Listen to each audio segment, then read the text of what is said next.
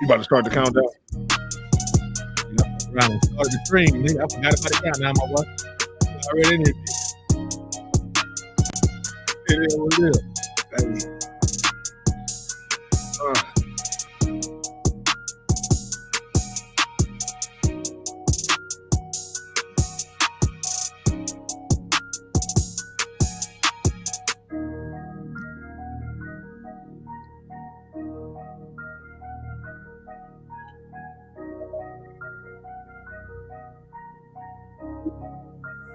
Storm.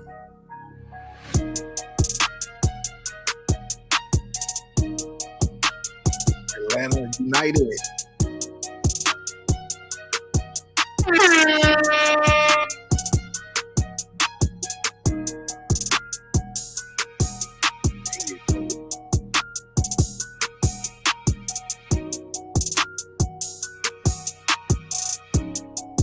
Deadbolt, nigga.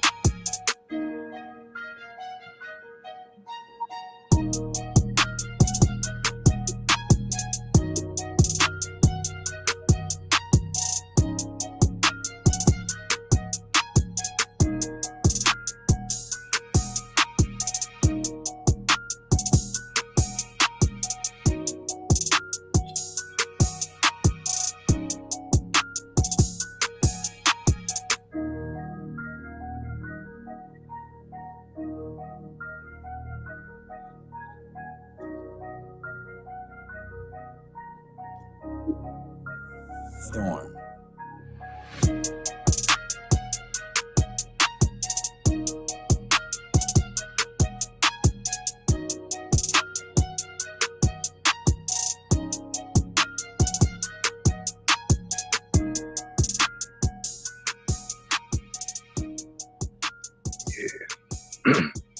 Let people build in for a second, man. Let them hear a little fire beat, man, as we make our comeback. Feel like we've been gone forever, man. Been gone forever. I don't know what that is right there, but that was a fucking commercial from that was a commercial. That was a stream commercial, actually. Yeah. That was a stream. I'm gonna go back to that just like looking beat. That shit was dry. I don't know if y'all know, but we gonna win. You know what I'm saying? Got that prime time there. We gonna win. But he ain't gonna win the season though. But we gonna win. I think prime time still did good. You got to understand. We're gonna win right now. I think he still did good.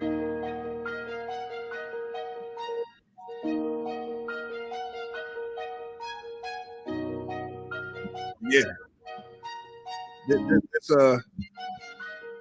let people build up here for a second, man. We appreciate everybody tuning in to this live stream, man. Deadbolt ATL is back. You know what I'm saying? I know a lot of y'all been patiently waiting, man, to hear some of our opinions on what's been going on. You know what I'm saying?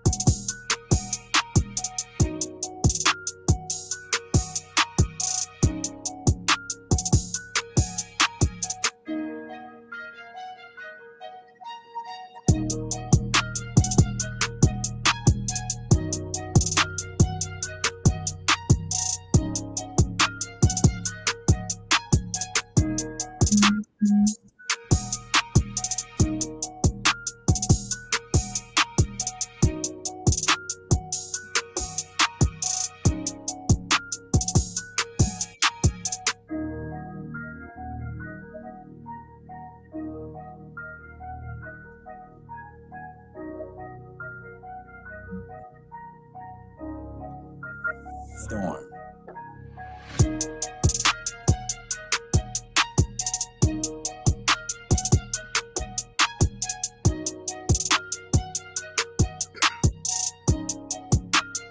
Deadbolt, nigga. Yeah.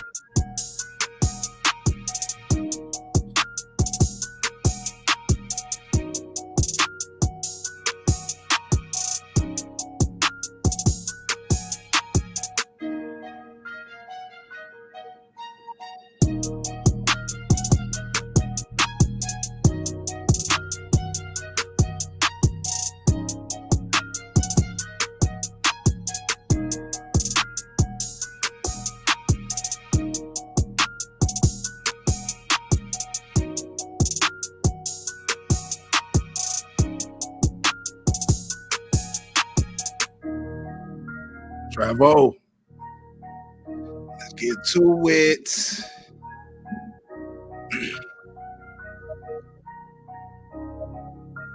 Let's start this debate. Go ahead and exit out the intro so we can get to you know, get to a little bit of that, man. Like we in some of the coldest times in Atlanta. I tell you that. This past week really changed my perspective on where my geographical location was. You know what I'm saying? It was definitely a cold one. Travo, what's happening, man? As well as the weather, you talking about as well as the weather? Yeah, just the weather, man. The weather been crazy. The weather been crazy. Yeah, the weather been crazy, man. It's been a real cold week. You know what I'm saying? Everybody sick. I know. You know what I'm saying? This has been all bad since the beginning of the year. Flus and all type of shit. Niggas got the flus, niggas catching the blues, all type of shit going on, man. But y'all know what it is, man. Shout out to the people that say it don't get cold in Atlanta, and they down here and they see what it do. Sometimes, you know what I'm saying? I'm gonna drop a bomb for y'all because it'll get break down here every now and then. You know what I'm saying? We don't get a lot of cold weather, but it will hit, and that thing will have you bunning out there if you don't go out there the right way. You feel me? Hell yeah, you stay your ass in the house. You better go out the right way, man, because you go out the wrong way with your shit all open, or you know what I'm saying. You know how ladies like to come and shit. You definitely caught something this weekend, bro, because it was colder. I don't even know. I can't even call it. It was that motherfucking cold out there, bro. So yeah, shout out to everybody who said it didn't get cold and hot Atlanta. You know what I'm saying? But nevertheless, man, Travo, what's happening though, boy? Man, just cooling, you know. Cooling, doing your one too. Cooling for the 2024. You already know how it is, man. 2024, man. That's our first live stream of 2024. And it's number 200, my nigga. Drop a bomb for that. Drop a bomb for number 200. Oh my God! You already know. Deadbolt, nigga. Yeah, it's definitely it's a blessing, man, to be able to talk shit and swallow spit, man, and be able to give our opinions and shit like that to people, man, and you know, it be received. So, and we are streaming on Instagram also, man, just to let the people know, you know, yeah, we the little software to update it. They didn't let us see it on IG with the stream yard, you know what I'm saying? So we can tap into the following finally and all like that. Yeah, man. We are streaming right now simultaneously on YouTube, Twitch, and Instagram. Oh shit. All three. Yeah, man. But you know what I'm saying? Just to get into what's been going on, obviously, man, you know, we're gonna start with this Atlanta news, man, before we go out and see what's going on around the galaxy. This situation, man, obviously was sparked up earlier, but now obviously it's getting to that point where, you know, they about to really start ramping up. We have pictures now of Fanny's alleged lover. You know what I'm saying? And just reading some of the stuff that she actually did, bro. Like, I feel like, you know what I'm saying? Like, it was stupid. It's like when people get caught up, bro, to me, it'd be like on the stupid shit. Like, you didn't need to hire this man knowing that you having an affair. You kicking him extra money. You feel what I'm saying? You kicking him extra money, and in return, he taking you on trips. Like, he taking that money, he taking you shopping and all that type of stuff. You know what I'm saying? You can't make this shit up. I think we got some video. We got a couple of things to get into with this, but you know, this to me falls all on her. She should have known when she went after Trump what was going to happen. All this was going to get exposed. Another superstar, a great friend, and a great lawyer. Oh Lord, they gonna be mad when I call them out on this nonsense. First thing they say, oh, she gonna play the race card now. But no, God, isn't it them who's playing the race card when they only question one? Is this her in church? Isn't it them playing the race card when they Is this like a church sermon? Is this her in church? From some other jurisdiction right now? in some other state to tell me how to do a job I've been doing almost 30 years. God, why don't they look at themselves and just be honest? I mean, can't they keep it 100 with themselves? Hired one black man, another superstar. I think the larger issue is, did you defraud Fulton County? Oh. Right? Did you defraud the people who voted for you to hold this position? Because if not, then who you are sleeping with is not really our concerns when you are trying a case against a person that you are alleged tried to steal an election. That's a major issue, right? I think the larger issue is, did you defraud Fulton? Go ahead, Money. I think that's the end of the video right there. So we got some paperwork right here. Yeah. So I mean, I think the lady is right though. Like what's the larger issue? You know what I'm saying? The fact that, you know what I'm saying, like you was overpaying this guy to try a RICO case that he's never tried before. Like he's never tried a RICO case. He's never tried a RICO case yet, and still he's getting paid than any of her more than any of her other lawyers that was on the team, which I feel like is crazy, by the way. It's like, okay, so not only did you have the nigga team, but you're going to have him getting paid the most. So at that point, that's drawing a red flag to the situation anyway. Yeah, it is. You know what I'm saying? And then you coming after the former president of the United States. You know what I'm saying? Like, come on, man. You don't think this man got resources? He told you at the beginning he knew about your affairs. You know what I'm saying? And like she said, it ain't really about the race card. It's just like, okay, like what is the real reason why you tried him as a RICO? The case ain't going nowhere. And now the focus has been shifted from Trump to your alleged affair with the special prosecutor. Like, and what's so crazy about it, Trav, she got him put on as a special prosecutor so she wouldn't have to get him, like, hired in. You know how you have to go through the real screening and shit, but when you do a special prosecutor role, you can bypass all that. So not only did he bypassed all that, he was getting paid the most out of any of her staff. And you know what I'm saying? She was kicking extra money to him to get kickbacks in the form of gifts and trips and all that stuff. So, and he was busting those chicks. That was the bonus too, right? Like that was the bonus too. Like he was in there, you know what I'm saying, doing more than prosecuting a RICO case. You know what I'm saying? Like, and I think now she's about to be in a situation to where she's about to get caught up. Like she is probably about to lose her job. And like I said, man, like to me, you set yourself up for that shit. Like you put yourself in a situation where you knew, like, how was you gonna get past that when you prosecuting the president of the United States? Like he ain't got resources to tap in all into your personal life. That shit was a slam dunk, man. I mean, never should have did it, Fanny. I was gonna say this for the fuckery, but like I said, we like to get into Atlanta news, so I wanted to go ahead. And play that. You know what I'm saying? So, you have any last words for Fanny or anything like that? Do you think she's out of there, or you think she's gonna withstand what's going on? I mean, I don't know. We just got to see how it play out, but it ain't looking good. No, it's definitely not looking good for Mrs. Fanny Wills. Not at all. This next thing, though, I want to talk about. This is in obviously Augusta, right? But this is something also that we spoke on before. And before you play that, like we spoke on the sense of saying, like, yo, out of all the people that die every year, right? Like, it's one thing we don't never see get built. We never see too many cemeteries get built. So either it's a high rate of people getting cremated, or what are they doing with all these bodies? Because I don't see a lot of cemeteries, you know what I'm saying, around the city and stuff. Not for the amount of people that die. You feel what I'm saying? And I think this situation right here tells you it all, because this man went and he wanted to dig his daughter's remains up, and come to find out her remains wasn't there. Let's full size this right here. I'm in Augusta, Georgia today at Hillcrest Memorial Cemetery to pick up my daughter's headstone. My daughter Jada died about 23 years ago, and we buried her body right out here in this spot right here. My family and I, we used to live up here in Augusta, but we don't live here anymore.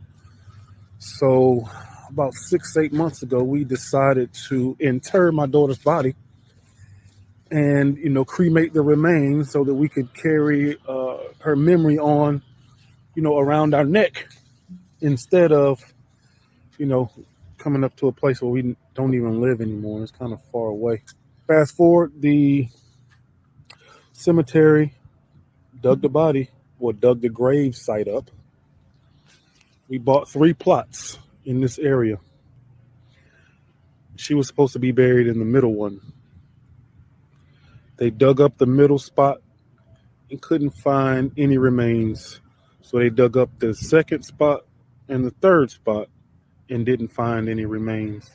The cemetery would have us believe that because it's been 20 years, it happens that everything that was buried in that casket has returned to the earth. As a dad, that doesn't make sense to me. She was buried in clothes. The casket had metal on it. She had on shoes. But they're telling us that she's not here and they don't have any other answers for us. They pretty much just closed the conversation. I'm not really sure what else to do, but like I said, the dad in me will not let this just die. Again, this is Hillcrest Memorial in Augusta, Georgia, and I want some answers. Yes, as you should. You know what I'm saying? Like at the end of the day, like I said, I've been wondering for a long time, like, yo, like, where are all the dead bodies getting buried at? Or what are they doing with all these bodies? You know what I'm saying? Because they're not building enough cemeteries. So it come to find out what I'm believing, you know what I'm saying? And like I said, this is just my belief, especially after hearing my man right here. I believe that they're extracting the bodies. You know what I'm saying? And, organs and everything else, like anything that they can get from a body, they're going to get it. And I think they dispose of the body. You know what I'm saying? You'll have the tombstone, but you know what I'm saying? There won't be nothing in there. So I'm thinking like it's like that with everybody. Like, you know what I'm saying? Like they said, the only reason why they knew what was going on is because they tried to extract the body. You feel what I'm saying? After 23 years. I mean, well, it shouldn't be any organs in the body anyway. The mortician, or whoever do that shit, I think it's the mortician. They got to get all that up out the body before it's buried anyway. So, yeah, that's weird. I don't really see metal dissolving into the earth like that, but I don't know. It's something I need to do some research on. 20 years is a long time, though.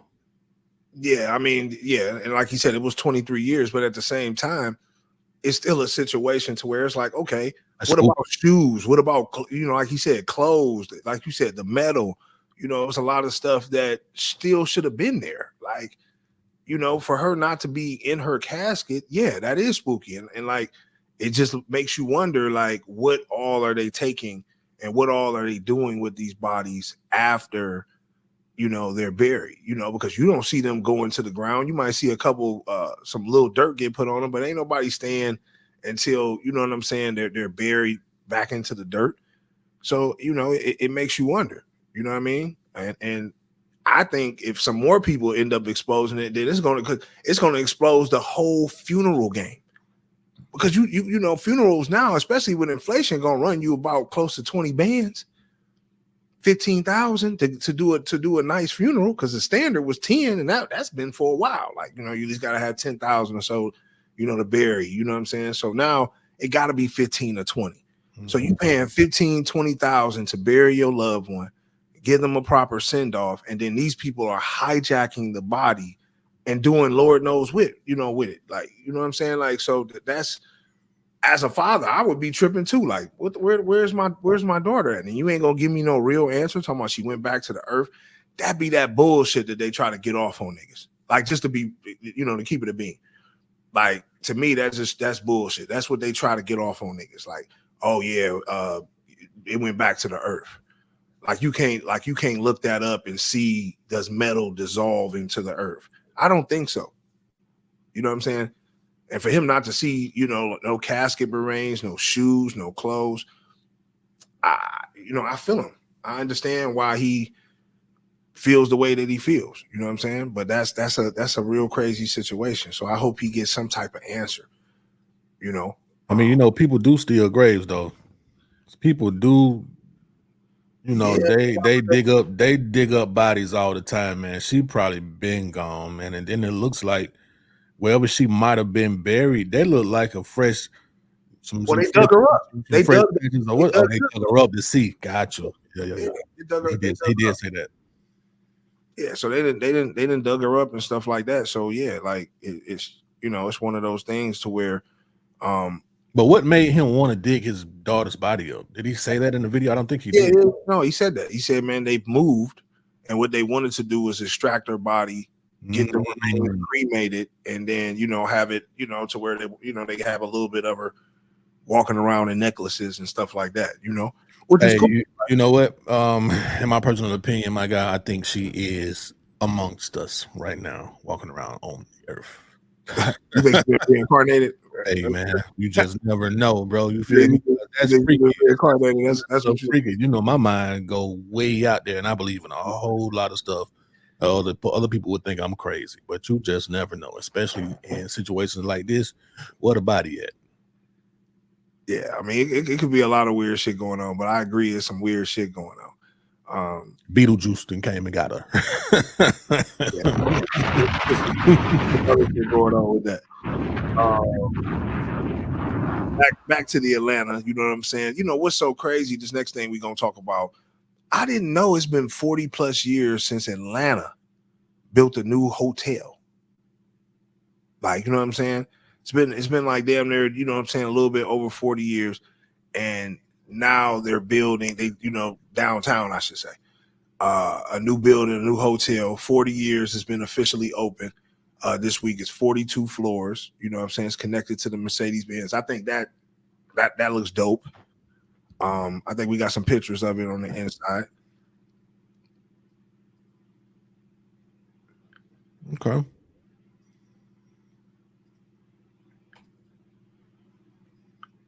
Yeah. I think that's dope. You know what I'm saying? But it's crazy that it's been over 40 years since downtown has had, any new, hotels and stuff like that. I think this adds to the city skyline. I think it gives it a good look. What you feel about it? Yeah. It's a nice spot. They probably gonna have a dope ass restaurant. You know what I'm saying? Like they look like they got something going on up there at the top. So it looked like it's gonna be like a dope ass restaurant. Yeah, it has direct access to Mercedes-Benz Stadium, so it's a good look for the city, man. You know what I'm saying? Add to the skyline. It's all good. Yeah. I think you know what I'm saying. It's good access, especially for people coming in town watching the Falcons game. It's just fucked up. The Falcons is shitty, but you know what I'm saying. They still can go down and have a good experience. You know what I'm saying. So you know what? If they stop selling tickets, the Falcons will stop being shitty. Guarantee. That's all you gotta do. Watch that football though, bro. Like it don't even matter. They just watching that football. Exactly. You know what I'm saying? They stop selling tickets. They'll change that shit, my boy. You hear me? I guarantee you. Like their ticket sales will go down, but then they'll make the tickets cheaper, and then they'll still sell out. So that's really all they gotta do, man. But it is what it is. Yeah. I mean, they gotta. I don't know. Some. We actually won a Super Bowl. That's my opinion. I don't care what nobody say. The whole 28-3, that shit was a whole scandal, man. And fuck fuck Shanahan. I hope Shanahan don't go to the Super Bowl this year. If I see the 49ers on my TV screen, I'm gonna throw a brick in my TV just to hit Shanahan. Whenever they show Shanahan on the screen, I'm gonna throw a brick in my TV. I go buy another one. Fuck it. Like that. Just like that. I want to take a Falcons helmet and hit his ass upside the head with it, or whatever might have happened. You know what I'm saying? But you really trying to motherfucking get in, ain't you? You got you try to get in one time, man. If the Falcons are Super Bowl champions, my guy, that's my personal opinion. That was ridiculous, my nigga. Some absolutely had to happen. Yeah, for real. And look, if the Lions don't beat the 49ers, my boy, if the Lions don't beat the 49ers, I don't want to make this no side story, man. I'm a Browns fan, so you already know. I I can't do no pity parties with you. I apologize, but that's all good. You done had your struggles too. You know what I'm saying? So- I definitely have. Shout out to the A, man, for the new building, man. I'm feeling it, man. Next situation, obviously coming out of the A, is breaking news. Obviously, YFN Lucci is now, halfway to the crib. I would say, looks like he got a 20-year sentence. 10 years was served.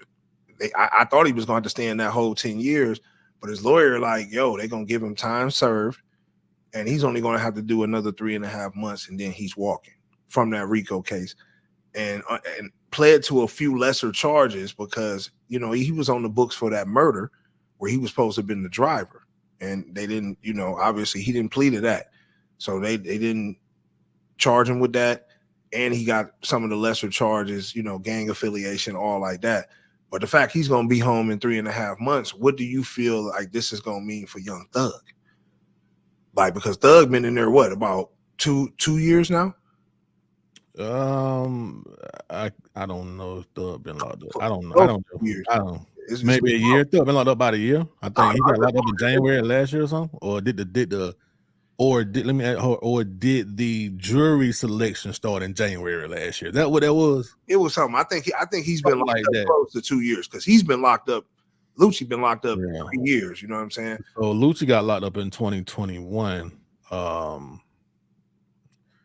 Yeah, I don't know, bro. You know what I'm saying? I don't think it means anything for Young Thug. Young Thug just got to fight his case, man. It is what it is. We'll see what Lucci do when he get back out on the streets. I'm sure his core fans want to hear music from him.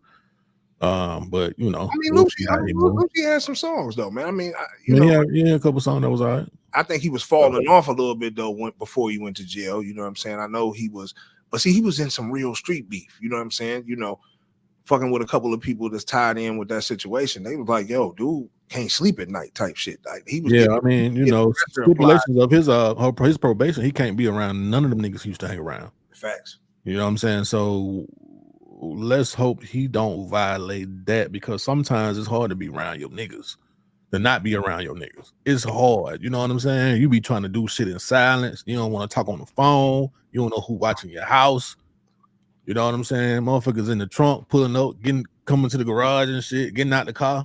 He just got to figure out how he gonna move, man. But I think we'll see Lucci back out on the streets by the summer.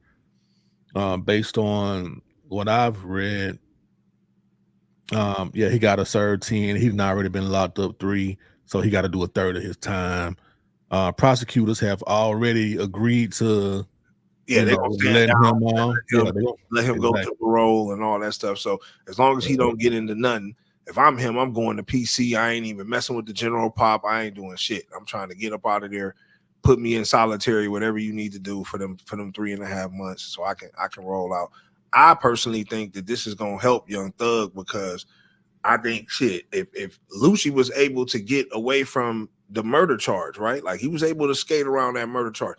Remember, Young Thug got a murder charge tied in that nut situation, right? Because they saying that he rented the car that, them niggas slid on nut in. So it's like he's tied into like a similar situation. Lucci was allegedly driving the car that, they slid on niggas in. So if he was able to get out of that, I personally think, man, this shows that Young Thug is going to be home as well. Like, obviously they're going to drag his trial out. And that whole thing. But I think personally with Lucci, I think he beat it, to do only 3.5 years, and they was trying to throw the book at you.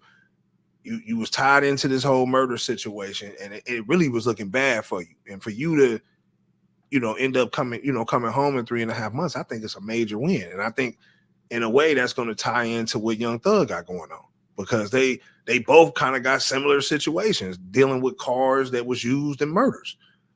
Like, that's what's sticking on Young Thug. This is what's sticking. That was keeping both of them locked up. So for them to get a plea deal, and this is also the thing, right? Fanny obviously is the one who tried both of them, Young Thug and YFN. So with her, now she's fighting her own battles with Trump and all like that. I just think she's ready to be done with it and get some type of conviction, because a plea deal is still a conviction. It's still going to look good on her record that she was able to convict YSL and YFN for what she came after him with. You know what I'm saying? So I think she just want to get the win at this point. I don't think she's gonna try to draw it out where she can potentially get a mistrial in this Young Thug case, or you know what I'm saying, they get thrown out. Because you're hearing more of that now than you're hearing that he's gonna get convicted. You're hearing that, oh, it could be a mistrial, it could be that they're gonna throw Young Thug shit out. So if that's the case, you know what I mean? That's why I think this is a win for YFN, for real. Because if anybody, think about it, who got more resources and more money? Young Thug. Young Thug got more resources and more money than YFN. So for him, you know what I'm saying, if YFN is able to beat this with time served and all like that, I think Young Thug is going to be able to pull it off too. Same damn time. I think it's relevant. I think it's relevant for both of them. You know what I mean? So I bet you Young Thug is sitting back like, yeah, it's a win, because they didn't let this dude off. And he got better lawyers than, you know, YFN does. I'm for sure of that. You know what I mean? Let's play this clip though, man, where he talking in the court. You know what I'm saying? Let's hear what he got to say. Looking like SpongeBob he got the grill in and everything. Full size, that Trey. And I would also like to apologize to the court. And that's it. First off, I want to say my heart goes out to my friend James Adam and his family. Also, I want to apologize to my family and my friends for putting them through this stressful process. And I would also like to apologize to the court. And that's it. First off. I'm saying, I guess he ain't gonna stand on business, huh? No, he ain't standing on business. He standing on business, huh? You gonna apologize? They ain't standing on business. They already gave you what you're gonna get for. I wouldn't have said nothing. I ain't apologizing for shit. He might have. No, this might have been before she gave her final verdict or whatever. You know, who knows? Could have been. Who knows? You I know, doubt it though. Because Shit, happened that she apologized. But think about it though. You know, that parole. You know, shit, he can get denied parole. Like if he trying to act all hard, or you know, he go left. Could. Possibility. So hell yeah, you better apologize and try to get back to your bag. You got to think he's been away from his family for 3 years. You know, money, you know, they probably giving him a little something while he behind bars, but a lot of his stuff he gonna have to start over. You know what I mean? So like I said, man, I think it's a major win. Hey man, we got a YouTube comment, man. Shout out to Kissy Not Kizzle. She said, bruh is staying hopeful. Yeah, bro, staying hopeful, man. That's what he's doing, man. He's staying hopeful. He's keeping hope alive, and I think he's gonna hit the street. And like I said, I think this is in direct correlation with, you know, Young Thug, and I feel like Young Thug's gonna get the same, you know what I'm saying, like the same treatment. Like he's gonna get the same type of treatment, bro. Like, and I really believe that. I think they're gonna try to drop that case on Thug and, you know, move forward. That's what I believe. You know what I mean? That's what I believe. But, you know, before we get into the hip hop news, everything affecting our culture and all the fuckery around the galaxy, y'all know what time it is, man. This is Deadbolt ATL. It's your boy Don Peebles. This is Trav, man. We appreciate y'all for tuning in live on the streamer. You know what I'm saying? Also check us out through the Instagram, you know what I'm saying, and everywhere else we are shown. You know, but getting into this, man, pulling up this list. Now I'm gonna tell you, bro, there's a lot of niggas on this list that we about to pull up that definitely fell off. And do you agree with this list? Top 10 rappers that fell off. We got Bobby Smurder as number 1. Agree, disagree? I guess I don't really know, bro. He didn't do nothing when he got out of jail, but made some BS. You know what I'm saying? No motion for Bobby Smurder. No motion. We got Quando Rondo as number 2. Obviously he fell off. I never knew Quando Rondo was on. Yeah. That's facts for me though. You know what I'm saying? He never was on like on some big shit, but but you know, at the same time, he definitely had a little motion before the situation with King Von and stuff like that. The third one on the list is a little shocking, but this is this is what the streets is talking, and this is the Lil Baby. Lil Baby, a lot of people are saying Lil Baby fell off, his sound is dead. When you look at his comments when he drops, snippets of new songs or new songs in general, people just they coming for him.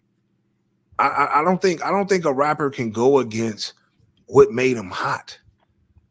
Like you did, like what do you want Lil Baby to do? Like this is what got him hot, his cadence and everything else.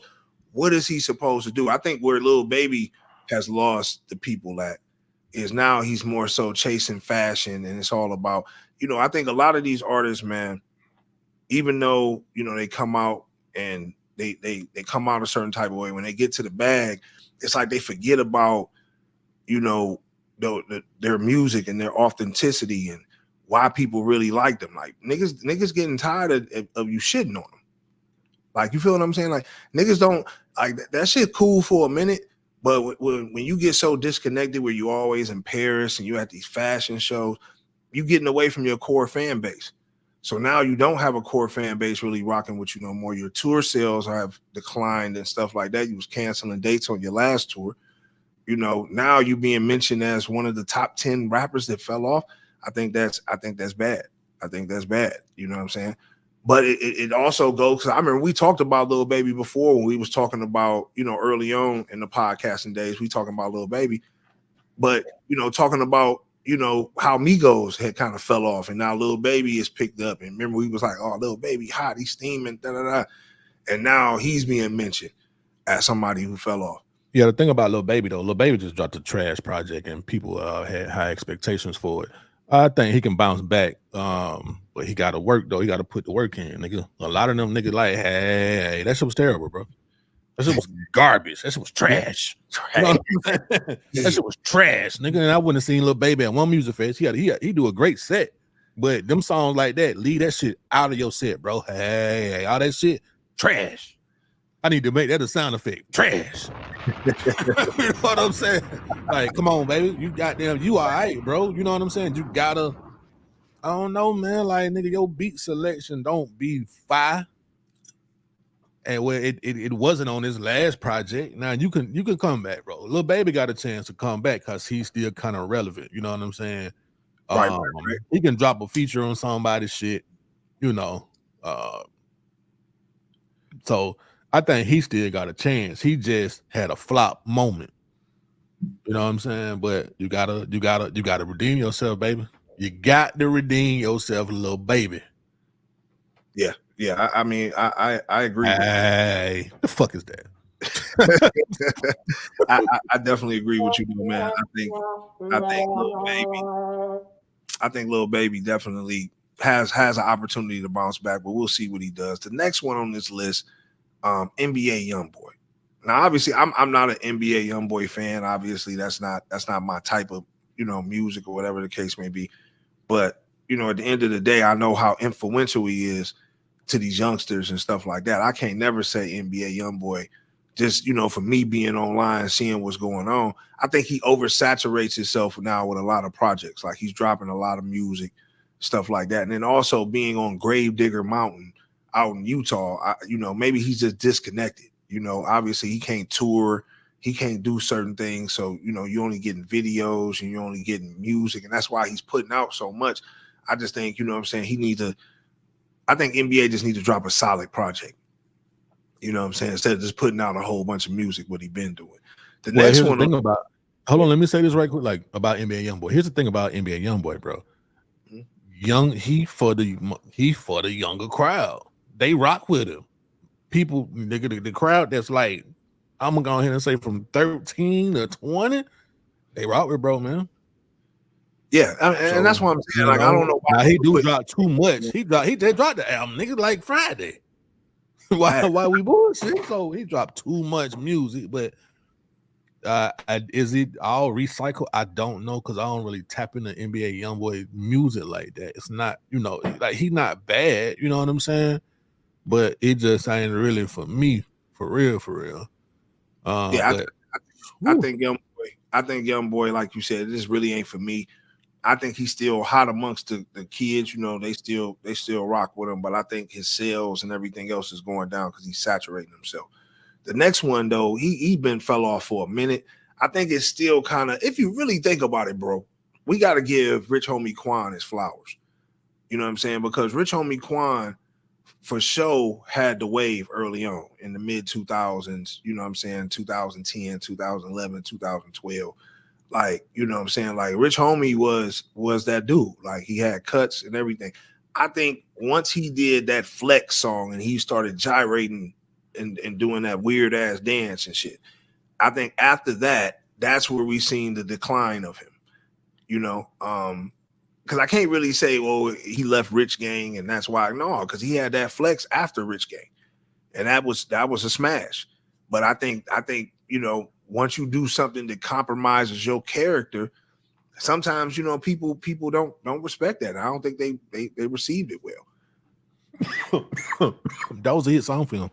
Yeah, that's why I said it was a hit song, but he didn't have a hit since then. As a matter of fact, if you hear a Rich Homie song now, you're gonna hear that song, my guy. You're not gonna hear nothing else. Type of Way, all that shit, that's not gonna get played in any club, nigga. When you go to concerts, you know how they get folks hyped up. They're gonna play that Flex by Rich Homie Quan, my nigga, because it's gone. It got energy to it, man. I can't say that was his downfall. I think Rich Homie Quan went through some situations, man, legal, and he just ain't never really bounced back from that for real. But you know, yeah, I mean, yeah, it's a few things like I said he went through that I don't think he bounced back on. So I you know, but like then you know what I think. You know what I think. A lot of times, man, we see certain artists as fell off when really they could just be like, man, I ain't really in the mood right now. I don't really care about making music. You know what I'm saying? You know, They it's could like have went into something else.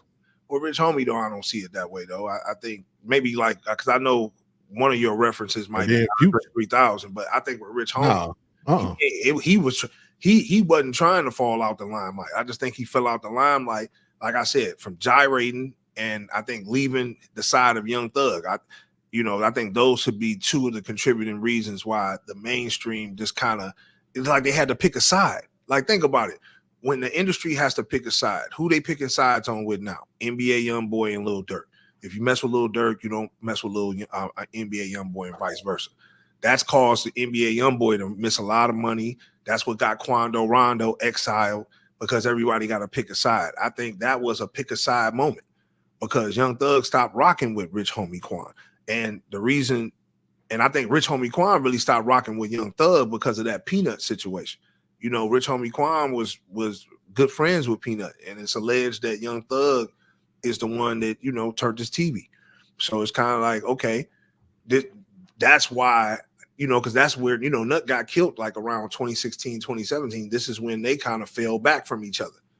You feel what I'm saying? So I think that's the real reason for real, that they fell back. And I think when it's like that, it's like it ain't no being friends no more. Because if you think about it, him and Young Thug ain't never been cool since then. They ain't did a track. They ain't said nothing to each other, nothing. So you already know it's something deeper.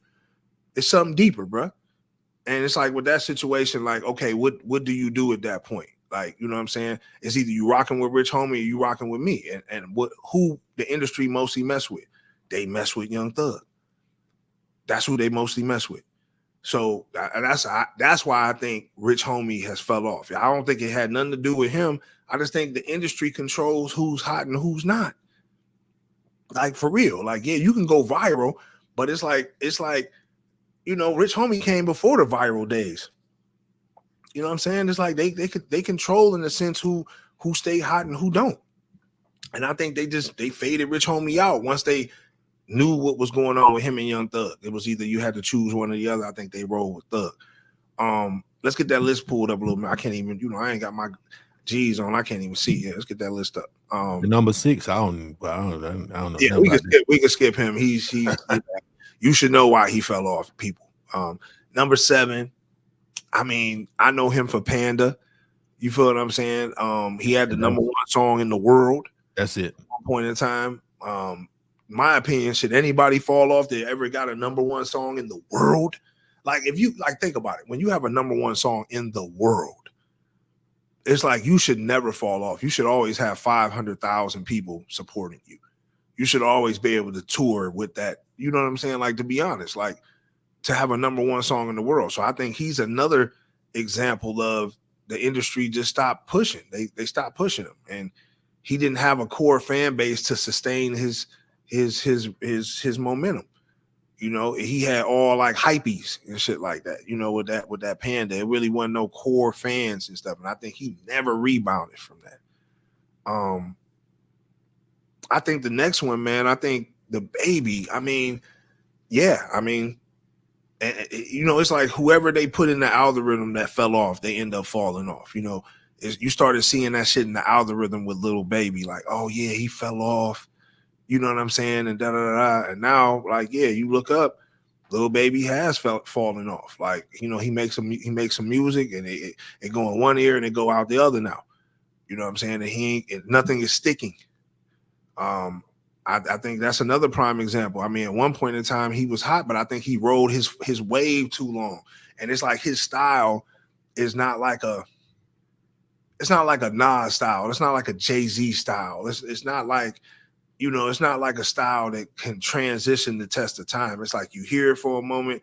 It's a lifestyle. Niggas, everybody else want to rap like you for a minute, and then that falls off, and now you're not relevant no more. And I think he's a victim of his style of rap. I mean, there's a bunch of microwave rappers, my guy. You understand what I'm saying? No, what you mean by that?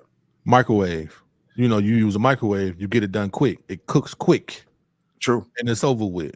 Same way, you know, we live in a microwave society. We got a real short attention span, right? And they make music for short attention spans, in my opinion. Because you fuck around, nigga, a lot of these albums, man, I listen to on that first day, and but I don't even go back to that shit. I keep what's in my regular I got a regular rotation of music, my nigga. It's only a few songs that are new that I really, really listen to. You know what I'm saying? Like, a lot of new music, bro, just don't be hitting like that. No, I totally. Then it be so much music coming out. You feel me? It be so much every Friday. Right. You know? And if you're a music fan, you be listening to shit you don't even, who is this? Let me check them out. You know what I'm saying? No, you're right, though. Like, the music is definitely not sticking no more. It ain't sticking, man. It ain't sticking no more. So I think but I think he's just you know, like him and Lil Baby, bro, are just a victim of, because I think he's already went through what Lil Baby is going through right now. You know what I'm saying? That fall from grace moment where ain't nobody really checking for you like that. Like, your shit ain't really smacking like that no more. Obviously, to finish out this list, man. I mean, Roddy Ricch, yeah. I mean, Roddy Ricch had a good song. Right. I think he had like two. I can't think of the next one, but I think he wasn't bad. His album that song was on, it wasn't bad. It was all right, but we have nothing. You know what I'm saying? Nothing. Man, you know, but maybe he does well on the West Coast, because I feel like YG's one of the same kind of people, right? YG don't really make no real noise to me, man. I ain't really heard nothing I really like from YG, but that's my opinion also, though. But on the West, it might be a little different for him. I don't think on the West, man, because just like now that I'm tapped into a lot of different rappers on the West Coast, it's a whole different wave on the West Coast. Like, YG just a gatekeeper. Like, he's a gatekeper for you. He made it you think he got that big? Yeah, YG's a gatekeeper on the West Coast. Hey, man, shout out to Tremont, man. What's going on, family? It said a lot of flash in the pan rappers right now. Yep, I agree. Flat out. Yeah, Tremont, what's happening, boy? But yeah, like, you know, yeah. I mean, I think, you know, him, you know, Roddy Ricch and, you know, rappers like that, the niggas ain't messing with them on the West because they on the new wave of the West Coast rappers. Like, you know what I'm saying? Like, so, like, them niggas don't, like you said, Roddy Ricch and all, they don't really have core fans. They don't have core fan bases. They just have people that like the box and just like certain songs that he need to do the box too. Yeah. Something, you feel me? He need to make a sequel to that shit, you know what I'm saying? The next one we got though, man, is Meek Mill. Like Meek Mill, like for one, he just dropped something where he was talking on Twitter. I think he's Twitter fingers.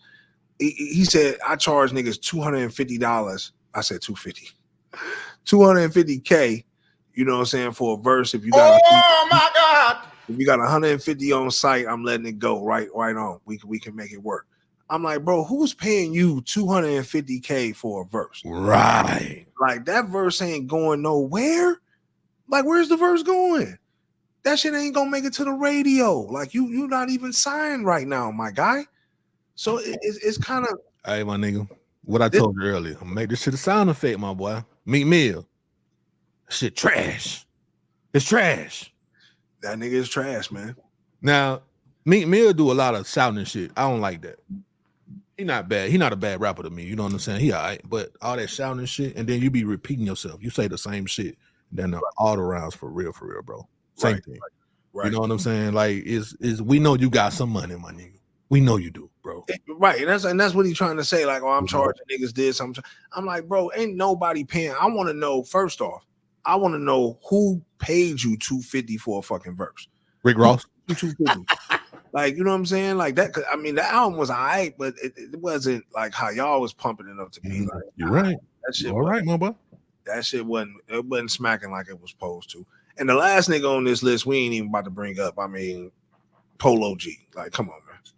Y'all should have known. You know what I'm saying? I like Polo G, but yeah, I mean, I ain't heard nothing new from him. You know what I'm saying? Like in some year, about 2-3 years, my boy.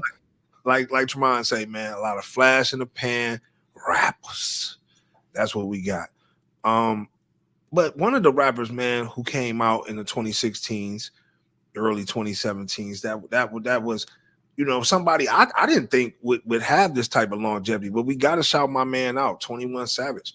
Like 21 Savage, like what, 3 solid projects? He has 3 albums, 3 solid projects, bro. Like, can't be denied, can't be argued with. He definitely got 3 solid projects. So we rocking. Really 4 if you think about his collab album with Drake. No, you think about the collab album with Drake. Yeah, well, yeah, we got to give it 4. Really 4. Right. Yeah, so 4 solid projects. This is going to catapult him into, now he want to do his own little, tell-all story. And, I'm with it. 21 Savage announces American Dream, the 21 Savage story with Donald Glover and Collab Lafton. Like at the end of the day, Caleb McLaughlin. Oh, Khaled McLaughlin. Okay.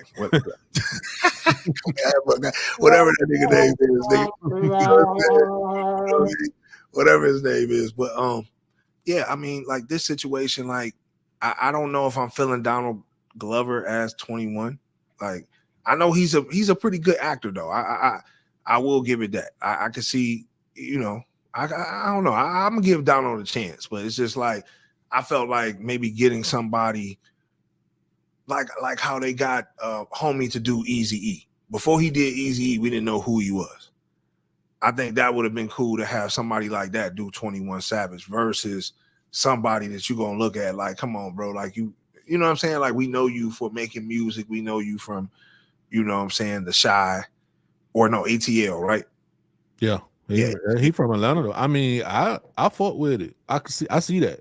Yeah. I see old boy playing 21 as a kid, and I can see Donald Glover playing 21 as a adult. Now he done made it. He grown. Now he going through all the shit we've been on. What didn't happen with him? 21 getting deported.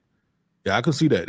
And Donald Glover a good actor, man. So I ain't knocking that at all, bro. I mean, I actually think this is gonna be a good movie. I'm telling you, they shooting for Oscars, my boy. Because 21 has a real story, and people want to know about this guy. They want to tune in. The fact that he got deported, my nigga, that right there alone is just interesting. You know what I'm saying? What really happened? Of course, a lot of us down here in Atlanta, we kind of know what happened with the story. And it hit the news, obviously, but still, seeing that on the big screen or wherever you might see it at, that's gonna be all right, man. This ain't gonna be no Tubi shit either. This is a big budget production. You better believe that. So you think this is gonna, I think it's gonna be all right. Okay. Yeah, I think. Have you heard his album yet? 21's? Yeah. Yeah, that's what I'm saying. I mean, and this is what I'm saying. That's it right there, bro. Yeah, all right.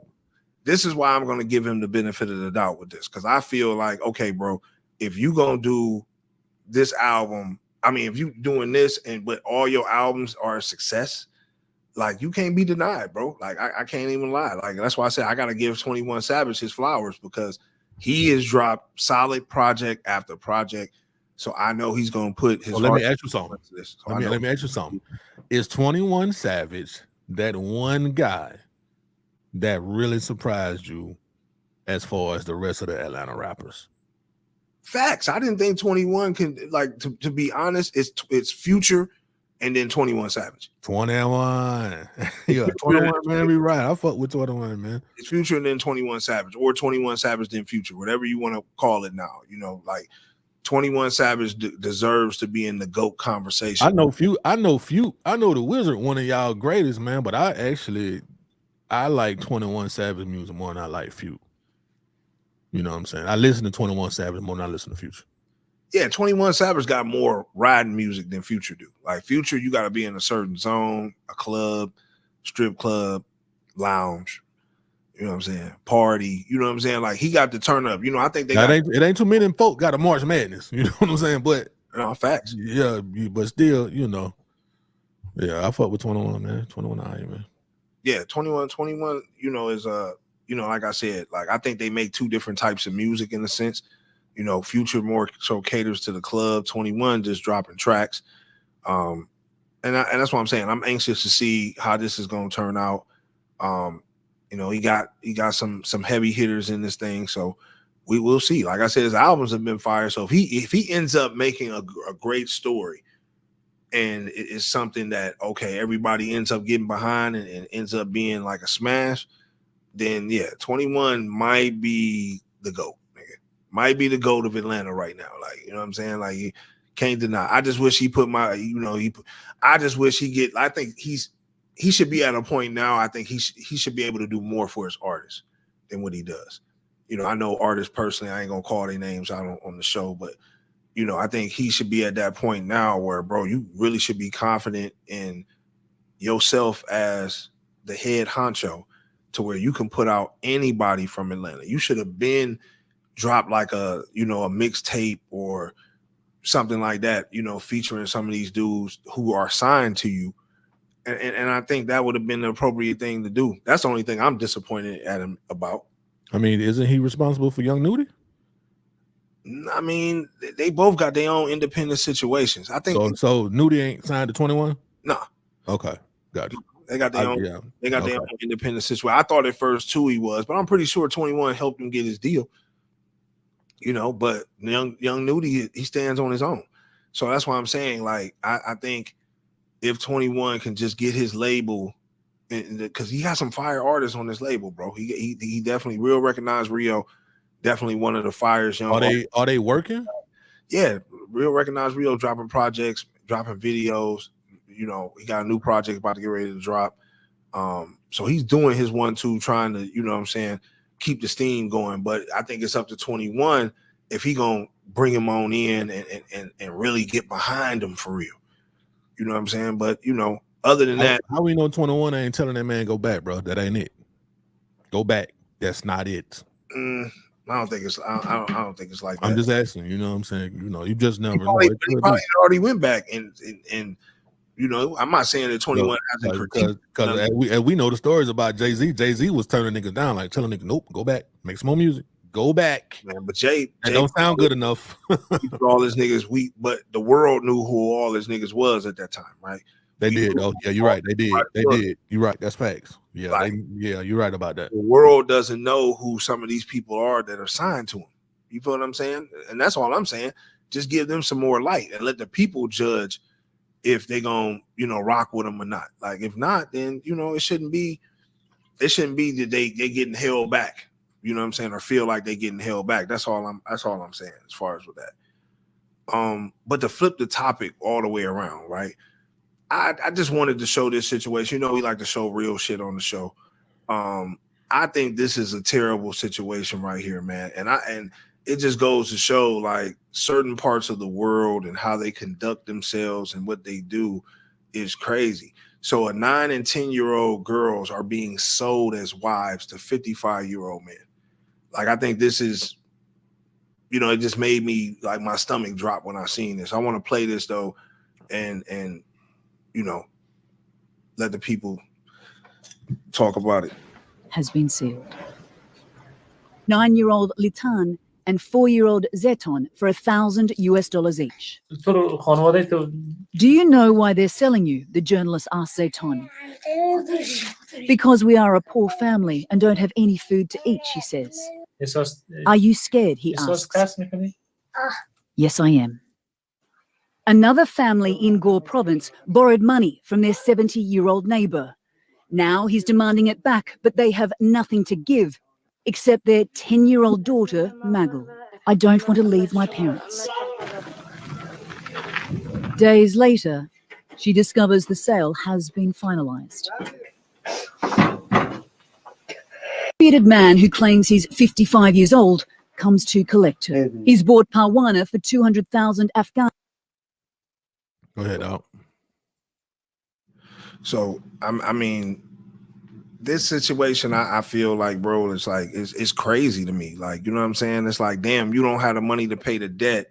So now you like, oh shit, I gotta give up my daughter. You know what I'm saying? To an old man. My nigga, I'm taking you out. Like, what is we talking about? I ain't paying the debt, nigga. Get that shit in blood. Like, what is we talking about?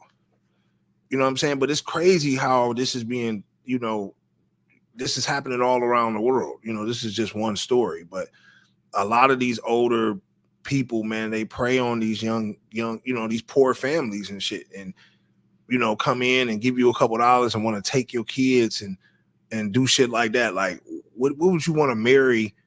Have a girl at 9 years old to get ready to marry. Like, nigga, you got me fucked up. I wouldn't care how much I owed. I don't know what kind of religion that is to where, nigga, I owe a couple dollars, so I don't even think it's part of a religion. I don't think it has nothing to do with a religion. It's individual person. My personal opinion. He just somebody that's sick and perverted and be looking at little girls and found his opportunity. Yeah, that's definitely sick, man. So this is the case of Mr. and Seeley. Because look, think about it. Mr. was 35, I think. Seeley was 13, 12, 13. And then Nettie was younger than that. And he wanted Nettie. Nettie was young, man. And like you said, like this has been going on for, in a sense, it's been going on for a minute. Shout out to Apparel T, man. Apparel T said definitely crazy and heartbreaking. April T. Oh, my bad. Look, the glasses ain't working right now, y'all. April T. April. How you doing tonight? Yeah, definitely crazy and heartbreaking. Absolutely. I said Apparel, my bad. You's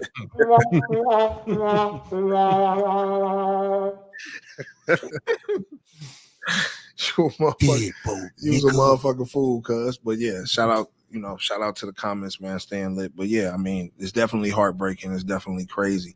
Yeah, that's weird, man. What's crazy about this is they probably live somewhere where this could be illegal, but it's like no real punishment for this shit because can't nobody. They probably are wealthy people. They got money, so they control shit in the area. You know what I'm saying? That's what really is sick about this. Like, it'll take somebody from the neighboring country or from another country somewhere else to come in and do something about this. Yeah, I agree. It takes somebody with a little more power, a little more force. They need Tommy. Right, they got CNN there. You know what I'm saying? Like, $2 they even pay this debt, so I ain't got to do this shit. That shit crazy. Report it. You just as sick as them niggas, nigga. But then look here, if you pay the debt for them, then the person who they still want the little girl, they like, nah, you ain't going back to America. CNN, give me your camera, give me all that. Come on, stay right here. You know what I'm saying? Crazy. Then what do you do? Right, facts. But yeah, man, we just wanted to bring awareness to this real quick, man. Not to harp on it, man, and get everybody on sad on the episode, but just bring awareness, man, to child trafficking is real, and I think it's something that need to be acknowledged. This shit is crazy. This next thing, though, man, just on a lighter note, right? girlfriend, boyfriend, whatever, man, come home with the bag, right? Bag full of money and a new car and says this to you, babe, I cheated, but here, give me 500,000 and basically bought you a car. How would you reply? Shit, well, I get half of that, most of that, right? If he gave you 500,000, matter of fact, you need to go and drop all that in my hand. What you mean? Because it's turned into a pimp hoe situation. Fuck you, look, excuse my language, but you know I'm gonna go ahead and hit him with the fuck you talking about, bitch. You understand me? Shit. Don't put that down, shawty. We ain't even playing. I'm hurt. See a nigga done dug all in my box, but I be eating on this motherfucker. Did you get him some head and you came home and kissed me in my motherfucking mouth before you told me this shit, bitch? But yeah, man, that's a hard one, man. But you know, money can make pain go away, my boy. Yeah. That's all I'm gonna say. I ain't gonna hold you. I mean, I would love to hear from somebody in the comments about it, but I mean, if my significant other went out, came back, you know, and she got 500K and a new car, and she said, you know, I cheated, but this is it kind of remind me of a movie. It was a movie where, you know, dude, you know, gave a bag to homie for his wife. You know what I'm saying? And you know, I don't know how I would feel about that shit. Like, you know what I'm saying? Like, if she come home and she give you everything that she got from him, it's like, how do you feel about it? It don't say that. No. It say, I cheated, but he gave me 500,000 and bought me a car. How you replying? And that's why I just say, come on, you need to come up off of most of all that for real. Let me get that. Let's go and hit it right now. You got to give me. I got to get half of that. Well, we got to. If I'm the leader, we need all that to come around here to me, and I distribute it, and I figure out what we're gonna do with it. Yeah. I mean, what I'm saying? I totally agree. Like, but I mean, you know, sometimes you might have to take, if you need it, you might have to take it on the chin. Be like, babe, let me go and run your shower. I know it was a hard day. I guess. Yeah. You know what I'm saying? Like, I don't know, depending on if you really need that. Cause 500,000, my nigga, that ain't no small amount of money, bro. No, especially it's straight cash. Pay no taxes on it. She got it under the table, straight cash. Yeah, I mean, I think she telling him 500. She telling him, "Oh, babe, I got 500,000," because she wants to give him some money. You know what I'm saying? Like, she wouldn't tell him any of that, nigga, if she didn't motherfucking plan on breaking him off. Think about this. If she cheated, she's probably cheated on your ass before and ain't get shit. Right. Unless she got y'all Uber Eats that night or something, nigga. You know what I'm saying? Y'all couldn't eat. She probably stepped out and she knew this night was coming. So she stepped out a couple of days ago. Went on ahead, you know, got with old Johnny. Johnny goddamn hit her with the Johnson and tore off them folding. You know what I'm saying? And y'all ate on Thursday night. He hit her with the Johnson on Monday. She already knew this shit was coming Thursday before you got paid on Friday, nigga. You know what I'm saying? God damn. She already knew it was gonna be a bad Thursday night. Like, you know, you're living from check to check out here, my boy. It is what it is. But you still want her to be loyal to you. I know you do. I know. Yeah, I mean, this situation, man. I think you got to get you would have to give her a pass on just for the sheer amount of. You got to know how to work it. You feel me? Yeah. But you got to know that she gonna move on you. She gonna do it. I'm gonna say this though. It really depends on your stature in life, though. It really depends on your stature in life because if you got a couple dollars, you ain't tripping on that shit. You like what? Like, exactly. I said that though, man. Like, look. If you ain't up, boy, it's gone. If you ain't up, if you up, you ain't having it. You ain't even dealing with that shit. Next thing we gonna show right here, just to break it down in relevance. See, right? If you somebody such as this guy, we're gonna show right here. You know what I'm saying? And you come back talking about, oh, I got 500K in a new car. Where you got somebody like a Jeff Bezos who made over $7.9 million an hour, every hour in 2023.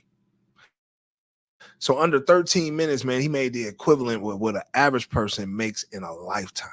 So do you think he would be tripping? That nigga making $7.9 million a fucking hour. He gonna call her a Dusty. And look, you know what's so crazy, bro? That nigga can give 1 hour of work and build a whole city. Yeah, facts. That nigga can give another hour of work and cure homelessness in Georgia. Every hour of work he can take. They say it's like $20 billion can fix all of the U.S. homelessness and hunger problems for $20 billion. This nigga can literally dedicate 6 months of his life and fix that and fix half of that problem every year. Like, you know what I'm saying? Like, and that's how you know, man, this shit is a sham, bro. Like, for this man to make that much money. I just gave him some money before we started. You know what I'm saying? So this is what I'm saying. It's like Amazon need to be its own. It's like its own bank or some shit like that. They're working on all of that, my guy. Like, yeah, Amazon needs to be like its own. You know they making a killing, man, off of Amazon's biggest shit right now, my nigga, is they cloud-based services. You know, yeah, they make a little money off they retail sales, but man, their cloud-based services that they provide for businesses, he is making a killing on that shit, bro. Yeah, I can imagine, bro. Like, but all that shit, yeah. My bad. I might have said the wrong thing. I don't think though. It's cloud-based service, Amazon Web Services, and all that type of shit. Yeah, y'all know what I'm talking about. If y'all don't, then Google it. Google it. Yeah, they making a killing on that. But yeah, I just wanted to show that. And relevancy, bro, you know, he's you know, it just depends on what you making out here. You know what I'm saying? But if you, like you said, like most Black Americans, broke, you know what I'm saying? You ain't got, you know what I'm saying? You don't have a new car in the driveway, and she come back with $500K tax-free money and a car. You know what I'm saying? You know, you might have to, because she's telling you what she got. If she's being totally transparent with you and all like that, you gotta take that shit on the chin. You can't let your pride get in front of that. But then what you do when you whatever let's say whatever she give you, what you do when that shit take you off? Do you go back and you remember, like, man, I remember you got that little bread bust your cheeks. You came home, had to bathe for 2 hours because he was all on you. I smelled him. You couldn't get in the bed. I smelled him. It's alone. He had on baccarat. That nigga was wild. I don't wear no baccarat. I'm still wearing Sean John King. It's crazy. But no, I mean, you know, like, but at the same token, you will have to remember, like, damn, I did come up because she did do what she did. So you saying, let me stay with her, let me rock on her. You're gonna have to, especially if y'all was in the trenches together. Like, if y'all was in the trenches together, you know, like, I don't know, like that would just be weird. Like, your girl come home, like if it was just out the blue or some shit like that, or like what's happening, it was something we talked about. Hey, let me ask you something. What if you cool with this, right? You say, okay, let's move forward from this. Now we up 500 on. Wow. We up 500. Wow. Wow. And look, her vagina just does not smell pleasant anymore for the rest of your relationship. What do you do? What if that just changed everything for your sexual experience? You know, like, what do you do, my nigga? That shit crazy. That's what she doing. You know what I'm saying? Oh my God. I don't know what listen. Look, if it's like that, I gotta take my half and we gotta part ways. You know what I'm saying? Hey, man, that's crazy, man. Shout out to Kizzy. Is it Kizzy, not Kizzle? Kissy, not Kizzle, or Kizzy? Which one is it? But she said most people getting cheated on for free. What is the difference? Laughing my ass off. Yeah, I agree. But if she come back with some type of vaginal motherfucking disease or something, well, her pH balance is off. Hey, look, my nigga. Her pH balance is off. then hold up. Now, what we talking about? Like now that came in you or something. Like what the fuck going on? See now, yeah, he hit raw. You know he bell back. He definitely bell back. Whole 5, bro. I gotta get the whole 5 at that point, man. So let me ask you. Hold on, my nigga. I gotta get the whole 5. Hold on, my nigga. I gotta. So for $500,000, do you think that this man did not bear back? No rubber. Hey, he went in that thing and felt all the coochie or the cooter, whatever you want to call it. That nigga did his 1-2, man. That's what he did, bro. That nigga did his 1-2, of course. For $500K, man, hell yeah, that nigga came to play. That nigga, fuck, nigga, what the hell? That nigga got that Magic Johnson shot, nigga. That nigga cool, nigga. That nigga got $500K to throw. My man got the prep. And he gave her a car. Like, hold up now. But whoa, hold up though. First off, why it always got to be the woman doing some shit? What kind of the man come home and say, babe, I done clap some, and here you go. I'm gonna give you some, like, you know what I'm saying? Like it could be the other way around. You know what I'm saying? There's some chicks out here that pay like they motherfucking way, and that's on Deadbolt, nigga. I promise you. They letting it go. You know what I'm saying? You know what I'm saying? I'm talking about they out here boogieing like motherfucking Michael Myers out in this motherfucking nigga. You know what I'm saying? Like real rap. So I agree with you. So you know, it ain't always the female that's out here. You know what I'm saying? Now, what's got the nigga come back and his motherfucking pee stink? Then what? That nigga pH balance is off. What the female gonna do then? You feel what I'm saying? Hey man, you know they got women got tougher skin, man. You know what I'm saying? They damn sure accept a whole lot of more shit than we will, bro. So who knows? But then on the flip side of that, she be like, "Yep, all right, I got you. I ain't told you everything, my boy." You'll go to the grave. Look, you'll go to the grave with it, my nigga. She been blowing a nigga. She been sucking the nigga out weekly and coming home and kissing you in your mouth soon as she get done, motherfucker. You know that's a sneaky motherfucker. Like, man, they know how to hold on to their shit, bro. It's like they just know how to move strategic, man. You know what I'm saying? A lot of time we be a little reckless because it be like, I think we feel like we done got away with it so many times when we do go that route, and then something just happen. It be some real random ass shit. Like, man, what the fuck? You know what I'm saying? That's how it always be. Man, that's how it always be. But you know what I'm saying? Like I said, bro, like, you know, it ain't always the woman. Obviously, the nigga could be out 2-2. So we just as guilty. We giving the $500K up too. But man, this next situation, man, I feel like it's crazy. Now, we didn't, you know, go live around the first of the year. You know, we didn't get to talk about the Cat Williams. We didn't get to talk about the Miami incident with the aliens in the mall. Now, this shit is crazy because there's a lot of freaky activity going around in Miami.